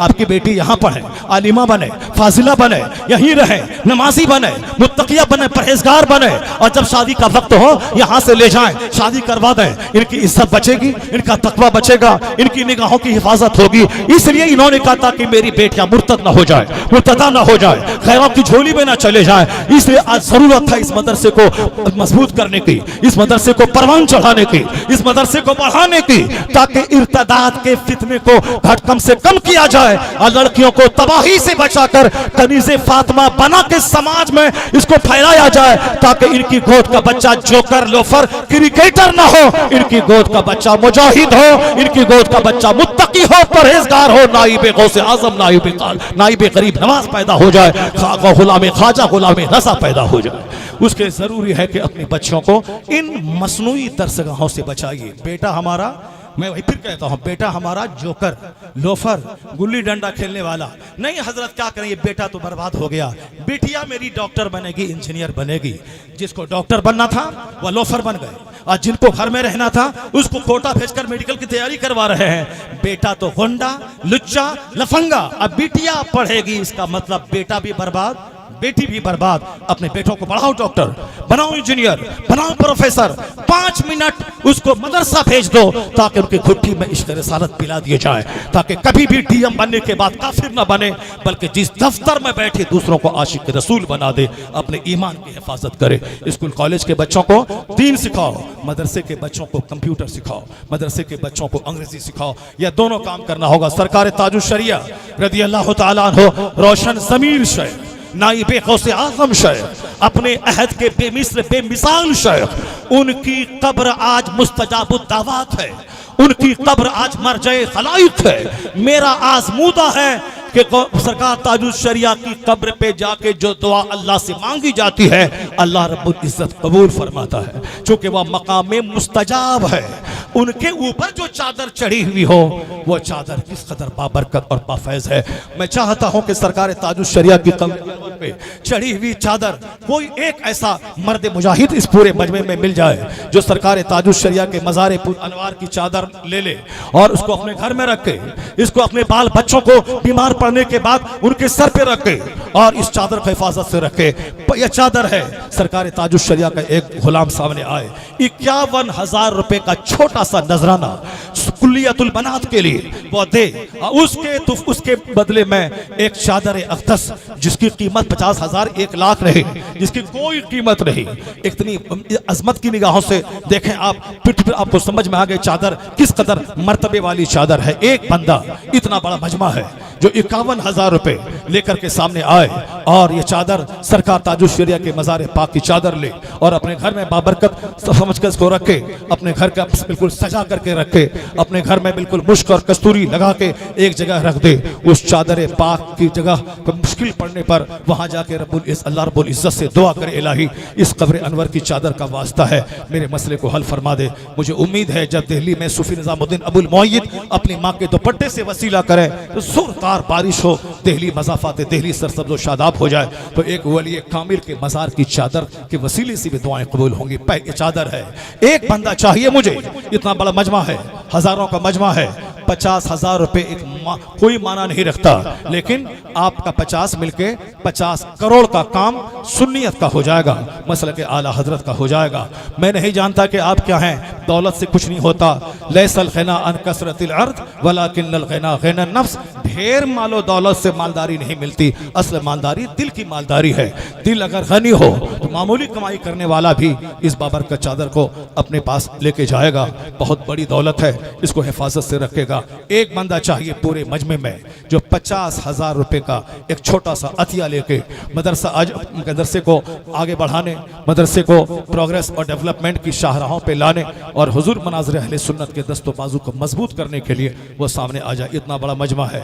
मैं दावत देता हूँ ताजुल शरिया के एक गुलाम को, कायदे अहले सुन्नत के एक मुरीद को जो सामने आए और 50,000 रुपए का छोटा सा तोहफा लेके आए और सरकार ताजुल शरिया की कब्र अनवर की चादर लेके जाए। 50,000 रुपए का छोटा सा नजराना अभी नहीं देना, वादा तो कर लें कम से कम कि मैंने लिया, आप ले लें, और उसके बाद आप एक हफ्ते के बाद, 10 दिन के बाद, 15 दिन के बाद, चूंकि काम लंबा है तो बहुत लंबा चलेगा, इसलिए कोई साहब अपने पास लेके आए नहीं होंगे। मगर हमारे शमसुल फुक़हा देख लें, मनाज़िर अहले सुन्नत देख लें, स्टेज पर बैठे हुए सारे जिम्मेदार उलमा कराम की निगाहें आप पर है। एक बंदा चाहिए जो सरकार ताजुल शरिया का दीवाना, सरकार ताजुल शरिया का आशिक, वह साथ ताजुल शरिया के मज़ार मुबारक की चादर लेके 50,000 रुपए का छोटा सा तोहफा। मगर मैं यही ऐलान बिहार में किया होता तो 2-4 लोग जरूर आ गए होते, झारखंड में करता 1-2 लोग जरूर आ गए होते। मैंने अभी 1 महीने के अंदर 50 लाख का चंदा मैंने मदरसे का करवाया अभी झारखंड में। 350 बोरी सीमेंट सिर्फ 10 मिनट के अंदर में, एक बंदा 50, एक बंदा 50, एक बंदा 50, बस फौरी। झारखंड के लोग जिस झारखंड और बिहार और बंगाल की तरफ अब जाने कैसी कैसी सोच रखते हैं, मैं उत्तर प्रदेश के और मखदूम अब्दुल हक रदौलवी रहमतुल्लाह अलैह के इस शहर के जियाली नौजवानों को और आसपास बस्ती गोंडा साहब और आसपास के बहुत सारे अजला से लोग, सुल्तानपुर कहां से लोग आए हुए हैं। सरकार ताजुल शरिया का एक दीवाना खड़ा हो जाए जो सरकार ताजुल शरिया के मज़ार पुर अनवार की चादर हासिल करे और कुल्लियतुल बनात के लिए 50,000 रुपए का एक छोटा सा तोहफा दे दे।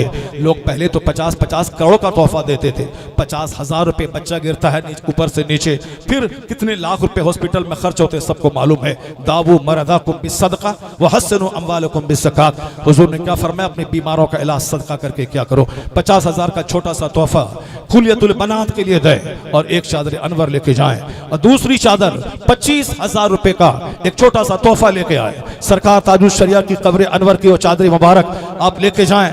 25,000 रुपए का छोटा सा तोहफा, सरकार ताजुल शरिया का दीवाना।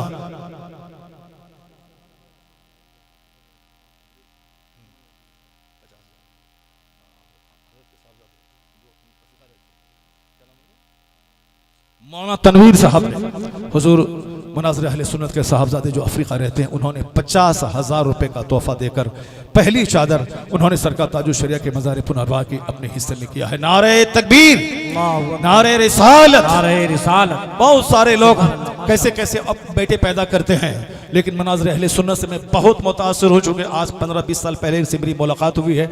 इनका अखलाक, इनके इरादे, इनके हौसले, इनकी नीयतों और इनके जज्बात को देखकर मैं काफ़ी मुतासिर हूँ। कोई दूसरा शख्स होता तो मैं कभी आज नहीं आता, लेकिन मैं इनकी नीयतों, इनके इंटेंशन, इनके जज्बात, इनकी खिदमतों से इतना मुतासिर हूँ। यह चाहे जो भी कह दें, जो कुछ भी कहा, सब इश्क़ रज़ा, फ़िक्र रज़ा, फ़नाफ़ी रज़ा, फ़नाफ़ी ताजुश शरिया होकर जो कुछ कहा सब मुझे कबूल है। इनकी रहनुमाई मुझे कबूल है। इन्होंने ज़बरदस्त बेटा पैदा किया है। मौला अम्मार साहब एक ज़बरदस्त आलिम दीन। अब सबसे हर आने वाले आलिम से मिलना, उनसे उनको बिठाना, खाना खिलाना, स्टेज के लिए भेजना, सबकी कद्र उनकी हैसियत के मुताबिक करना, बाप का बिल्कुल आईनादार है।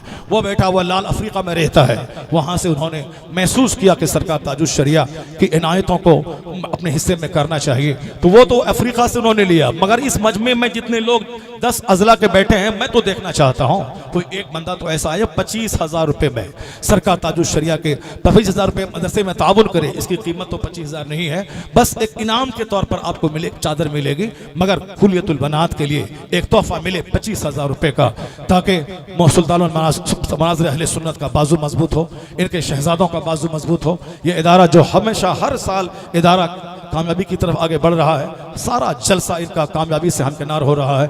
चूँकि नीयतें इनकी अच्छी हैं, मैंने शुरू में कहा था, तो फिर आज मैं आपको दावत देता हूँ कि कोई बंदा आए 25,000 रुपये का छोटा सा तोहफा लेके आए। सरकार ताजुश शरिया के मज़ार पुनर्वा की चादर मुबारक है, वो यहाँ से लेके जाए और ले जाए अपने घर में, इसको रखे और अपने घरों को सजाए और अपने घर में बरकतें हासिल करे। सरकार ताजुश शरिया का कदम एक घर में पड़ा तो बगैर किसी तावीज़ के जिन्नातों ने सारा घर खाली किया।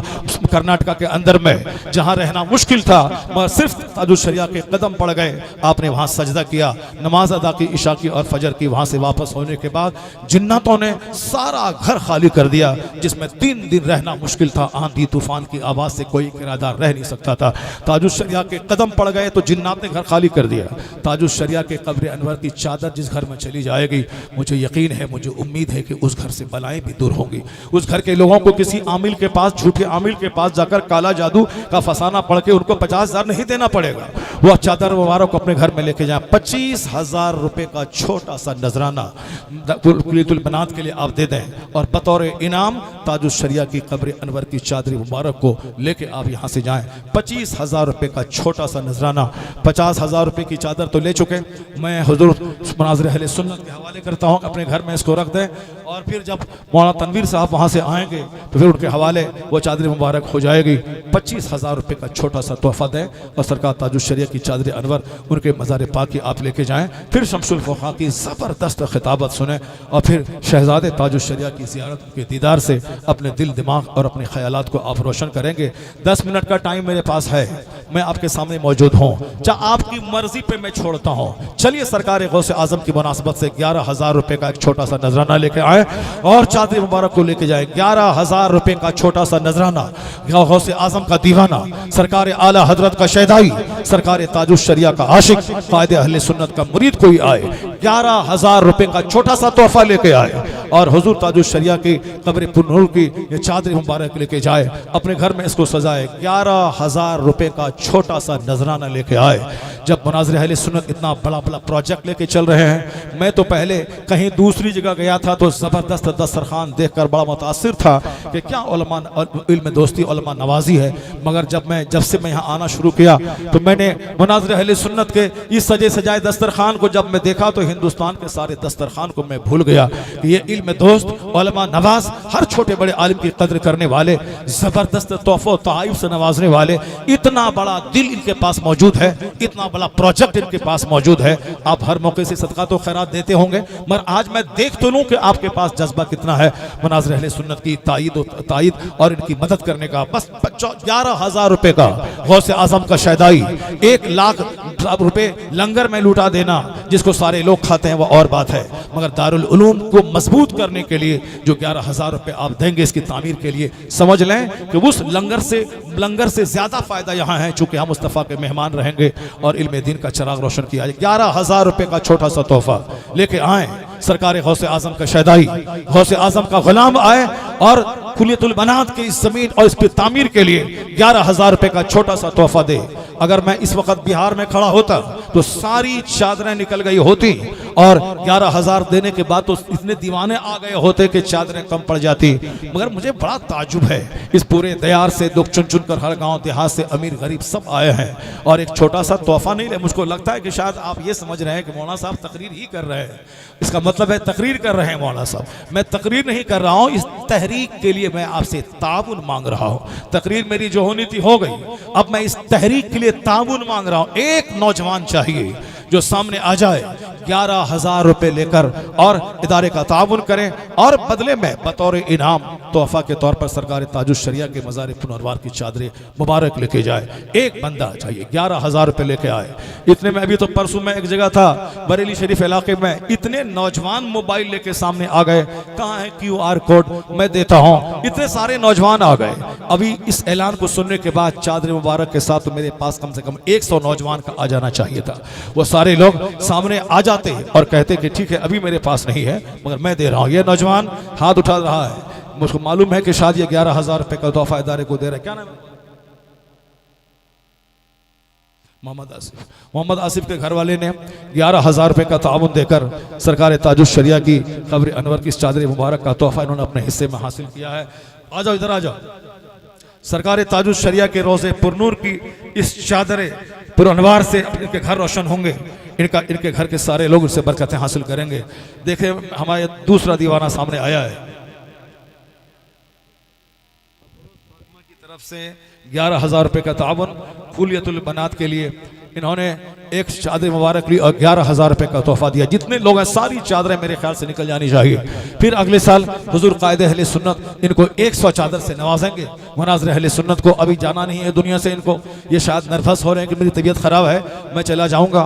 अल्लाह इनको गौसे आजम की उम्र के सदक़े में 91 साल की लंबी उम्र अता फरमाए। जरा जोर से बोलो आमीन। अल्लाह ताला मुनाज़िर अहले सुन्नत को 90-95 साल की लंबी उम्र अता फरमाए, ताकि जब तक ये दोनों इदारे बिल्कुल आलमे शबाब पे ना पहुंच जाएं। अभी 500 बच्चियां पढ़ती हैं, मैं कहता हूं कि 1100 बच्चियां दस्तरखान पे खाना खाएं। उम्महातुल मोमिनीन की तादाद के मुताबिक तादाद के बराबर 1100 बच्चियां 11 उम्महातुल मोमिनीन के सदक़े में 1100 बच्चियां दस्तरखान पे खाएं। उस वक्त तक हुजूर मुनाज़िर अहले सुन्नत को अल्लाह ताला इस दुनिया में जिंदा रखे। तशब्बी भाई की तरफ से 11,000 रुपए का तोहफा कुलियतुल बनात और दारुल उलूम के लिए अल्लाह तबारक व तआला उनको जज़ाए खैर अता फरमाए, उनको सेहत और तंदुरुस्ती अता फरमाए और सरकार ताजुश शरिया के वज़ारे पुनर्वार की चादर पाक को लेके जाएं। कहाँ है? सुभान सेहत और तंदुरुस्ती अता फरमाए, घर के सारे लोगों को तमाम मुहलिक और मुज़ीब बीमारियों से अल्लाह ताला बचाए। सारी चादरें 11,000 रुपए तोहफा देकर आप लेके जाएं। आप इस कदर बड़ी तादाद में मेरे सामने आ जाएं कि चादरें कम पड़ जाएं, उसके बाद बतौर इनाम आप देते रहें। 11,000 रुपए की छोटी सी मदद। सुभान अल्लाह सुभान अल्लाह। मौलाना तनवीर साहब ने जो चादर ली है 51,000 रुपये का तोहफा पेश करके वो अपनी वालदा की तरफ से लिया है। वालदा की कब्र पुरनूर पे कब्र पुरअनवार पे डालने के लिए उन्होंने लिया है। क्या बात है। अल्लाह ताला बेटा दो तो ऐसा फरमाबरदार बेटा अता करे जो अपनी माँ और अपने बाप के लिए बहुत कुछ करने का जिगर रखता हो। अल्लाह जज़ाए खैर दे। जैसा बाप वैसा बेटा। आप भी फरमाबरदार बेटा है अपनी माँ की तरफ से, अपने बाप की रूह को खुश करने के लिए सामने आ जाए। 11,000 रुपये की इतनी छोटी सी रकम है कि आजकल तो रास्ता चलते लोग बाजार जाते हैं, झोला भी नहीं भर पाता कि 11,000 रुपये खर्च हो जाते हैं इस महंगाई के ज़माने में। और फिर डॉक्टर के पास जाएं तो फिर 11,000 रुपये जाने किस टेस्ट में ख़त्म हो जाते हैं। बस आप मदरसे में ताउन करें, अल्लाह ताला बेशुमार बीमारियों से, हिलाकत के मुसीबतों से अल्लाह को बचाए। अब्दुल रहमान भाई बूढ़ा सादात की तरफ से 11,000 रुपये माशाल्लाह एक चादर अनवर ले लें, उनको दे दें। 11,000 यहाँ मौजूद नहीं है। सुभान अल्लाह। 11,000 रुपये का छोटा सा तोहफा। जितनी भी चादरें मुबारक है सब निकल जानी चाहिए। बस 11,000 रुपये कोई माना नहीं रखता। 11,000 रुपये की छोटी सी रकम। डॉक्टर के पास जाएं बिल्कुल चुटकी में सारे पैसे खत्म हो जाते हैं, लेकिन अल्लाह 11 लाख का फायदा आपको अता फरमाए। अल्लाह ताला आपको मुसीबतों से बचाए, चूँकि सदका करने से मुसीबतें आसान होती हैं। अल्लाह रब्बुल इज़्ज़त का गज़ब ठंडा होता है। इन्ना सदक़त लतुत्फ़ी ग़ज़ब रब, बस अल्लाह जब नाराज़ होता है तब मुसीबतें आती हैं, सदका तो खैरात करने से मुसीबतें टलती रहती हैं, अल्लाह खुश होता है। बस आ जाए मजमे से, इस तरफ से कोई बंदा आ जाए, उस तरफ से भी एक बंदा आ जाए, पीछे से आ जाए, सब लोग सोचते हैं गैर ज़रूरी अखराजात बिल्कुल ख़त्म कर दें। मैं इसलिए पूरा जोर देता हूँ कि अननेसेसरी बातें, अननेसेसरी काम सब छोड़ दें। सुभान अल्लाह। हाँ 11,000 रुपये कोई खास बात नहीं थी, मगर हमारे मुनाज़िर अहले सुन्नत कहते हैं कि ठीक है 11,000 रुपये अगर लोगों के लिए कुछ बोझ हो रहा हो तो 5,000 रुपये तक आ जाए, बस 5,000 रुपये की छोटी सी रकम। अब इसमें तो मेरे ख्याल से किसी बंदा को रुकना नहीं चाहिए, अगर पास में मौजूद है तो दे दें, अगर मोबाइल में है तो मोबाइल से दे दें, नहीं है मोबाइल में तो बस नाम लिखवा दें, अपना फ़ोन नंबर लिखवा दें, और 2-4-10 दिन के बाद, हफ्ता दिन के बाद, 1 महीने के अंदर अंदर आप दे देंगे। बस मैं चाहता हूँ कि सारे लोग अपनी जगह से उठें और सामने आ जाएं, बस 10 मिनट का टाइम मैं देता हूँ, आ जाएं अपने हिस्से में, सरकार ताजुश शरिया के मज़ार पुनर्वार की चादर अपने हिस्से में कर लें, अपने घर में बिल्कुल बॉक्स में सजा के रखें, और फिर वहाँ पे आप जाके दुआ करें, अल्लाह रब्बुल इज़्ज़त से चादर के वसीले से दुआ करें, ज़रूर आपकी दुआ कबूल होगी। अपने घर में आपको भी नाज होगा, आपकी नस्लें फ़ख्र करेंगी कि मेरे घर में सरकार ताजुश शरिया की क़ब्र अनवर की चादर मौजूद है। आपकी नस्लें फ़ख्र करेंगे। 5,000 रुपये की छोटी सी रकम इदारे का ताउन, और आप लेके जाएँ सरकार ताजुश शरिया की क़ब्र अनवर का तोहफ़ा लेके जाए, 5,000 रुपये का छोटा सा ताउन लेके जाए। फैजान की तरफ से 5,000 रुपये, माशाअल्लाह देखें 5,000 रुपये का तोहफा, और इन्होंने चादर मुबारक लेके एक नौजवान और सामने आया है, ये 5,000 रुपये का छोटा सा तोहफा दें, और सरकार सुभान अल्लाह 5,000 फिर उन्होंने नकद दिया इस नौजवान ने। अल्लाह जज़ाए खैर अता फरमाए, अल्लाह सेहत और तंदुरुस्ती अता फरमाए, अल्लाह दोनों जहान की नेमतों से मालामाल फरमाए। मेरा तो दावा है कि सरकार आला हज़रत के ख़ानदान के शहजादों से मोहब्बत करने वाले का ईमान तो मुकम्मल दुरुस्त और चुस्त रहता ही है, और फिर वहाँ से भले ही दुनिया की नेमतें भी मिलती हैं, मगर ईमान और इश्क़ रिसालत की दौलत तो वाफिर मिक़दार में मिलती है। इसलिए आला हज़रत का इश्क, उनके शहजादों से मोहब्बत, उनके आस्थानों की हाज़िरी, ये अपने लिए लाजिम बना लें।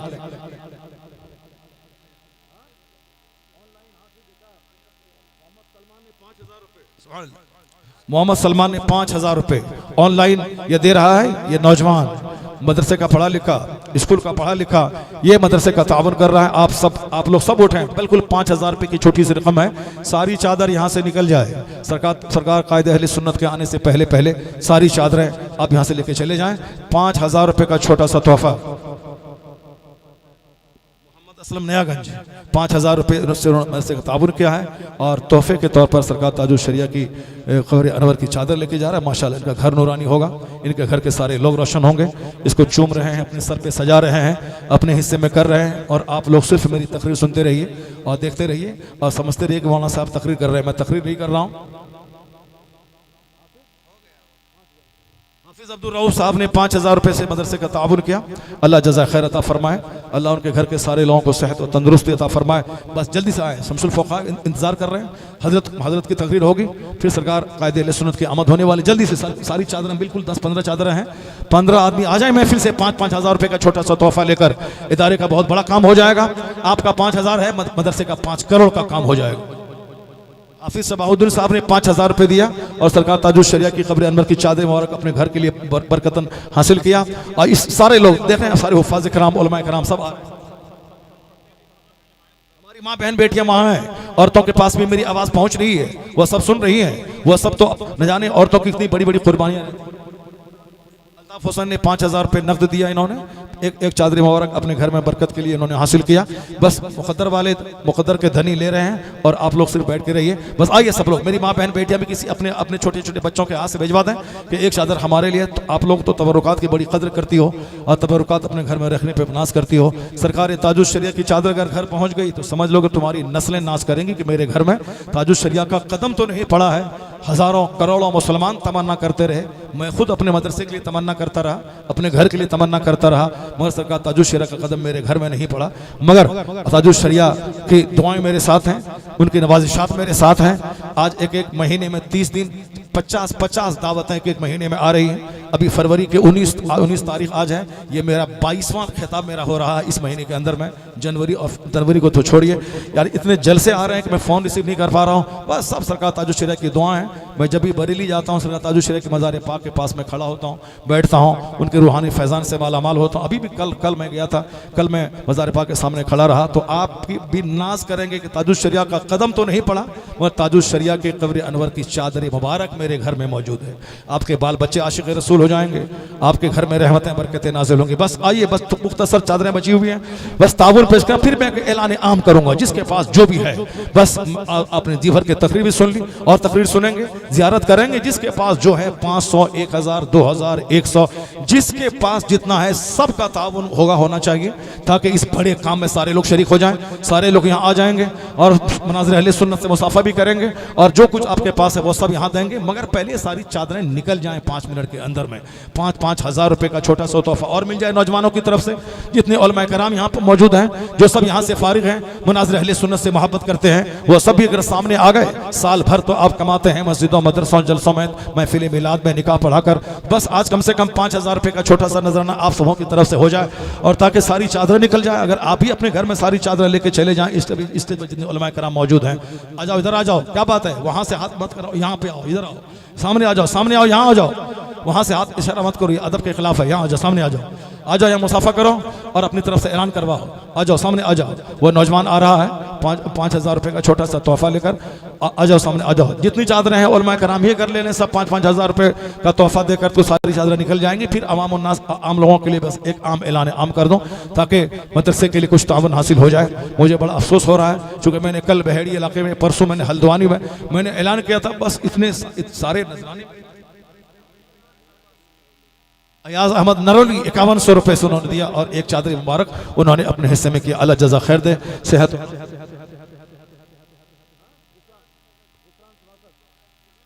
गुफरान सबासत की तरफ से उन्होंने 5000 रुपए का छोटा सा ताबुन। फिरदौस फातिमा की तरफ से 5000 रुपए, एक चादर मुबारक, माशाअल्लाह ज़बरदस्त चादर आपके हिस्से में मिली। और वो सबासत ने भी 5000 रुपए दिया और एक चादर मुबारक उन्होंने हासिल की। बस फौरन 10-15 चादरें और बची हुई हैं, 10-15 लोग आ जाएं, 5-5 हज़ार रुपए का छोटा सा ताबुन दें, उठ जाएं। कोई माना नहीं रखता, 5000 रुपए एक झटके में खर्च हो जाता है। ताबुन करें, अल्लाह ताला बेपनाह इनामात से नवाजेगा और ताजुश शरिया की कब्र अनवर की चादर की बरकतें आपको हासिल होंगी।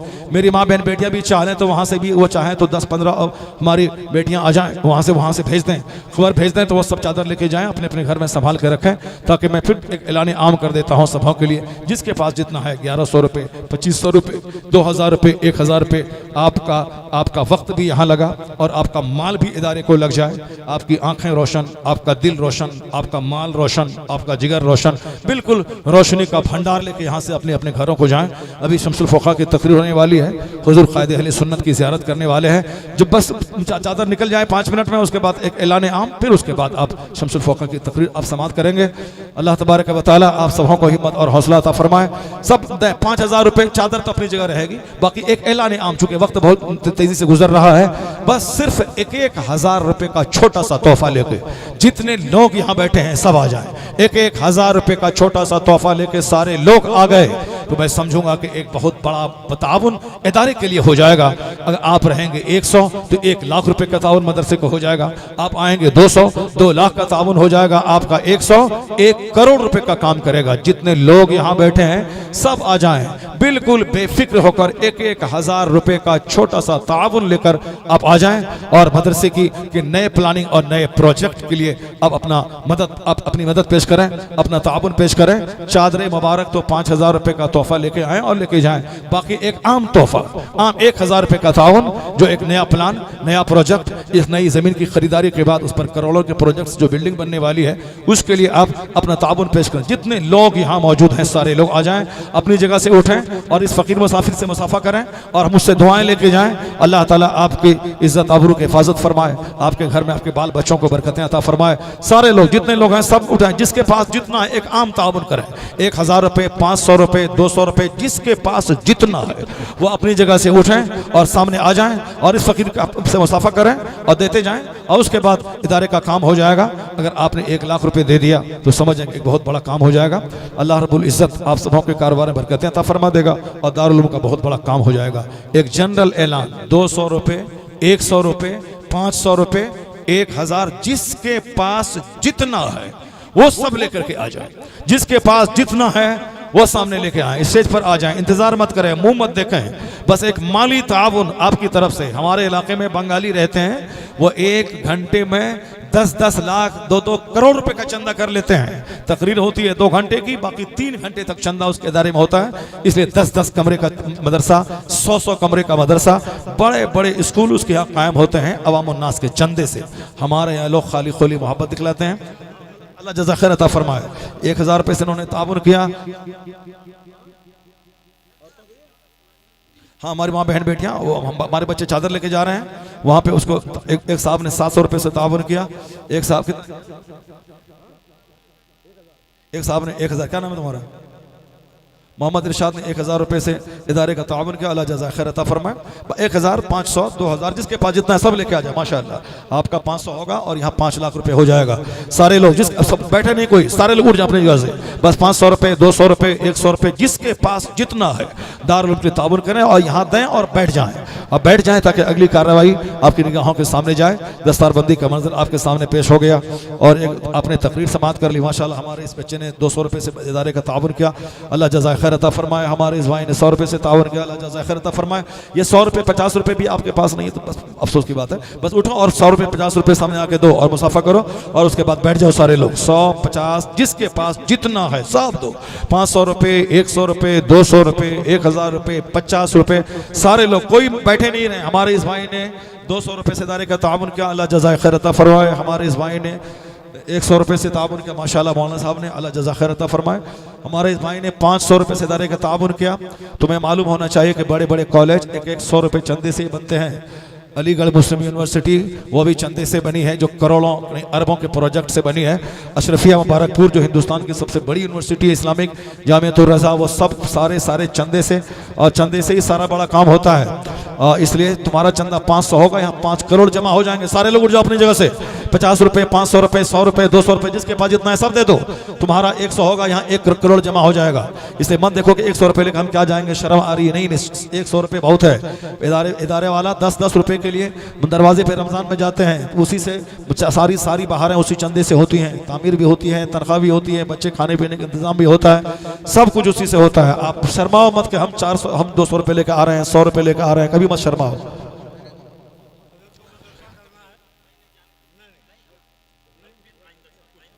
मोहम्मद सलीम ने 1000 रुपये, चलिए ठीक है। बस आप लोग देते रहें और जहाँ चंदा ला के देते रहें। उसके बाद हुजूर शमसुल फुक़हा की तकरीर होने वाली है, वो सारे लोग सुनेंगे। अब चूँकि थोड़ी वक्त की किल्लत है, हज़रत को खिताब भी करना है, हज़रत को मदरसा भी जाना है और माशाअल्लाह तबारक तआला। चलिए, हुजूर शमसुल फुक़हा की आमद हो रही स्टेज पर, हज़रत का खिताब होने वाला है और चंदे का भी काम होगा और हज़रत का खिताब भी होता जाएगा। अब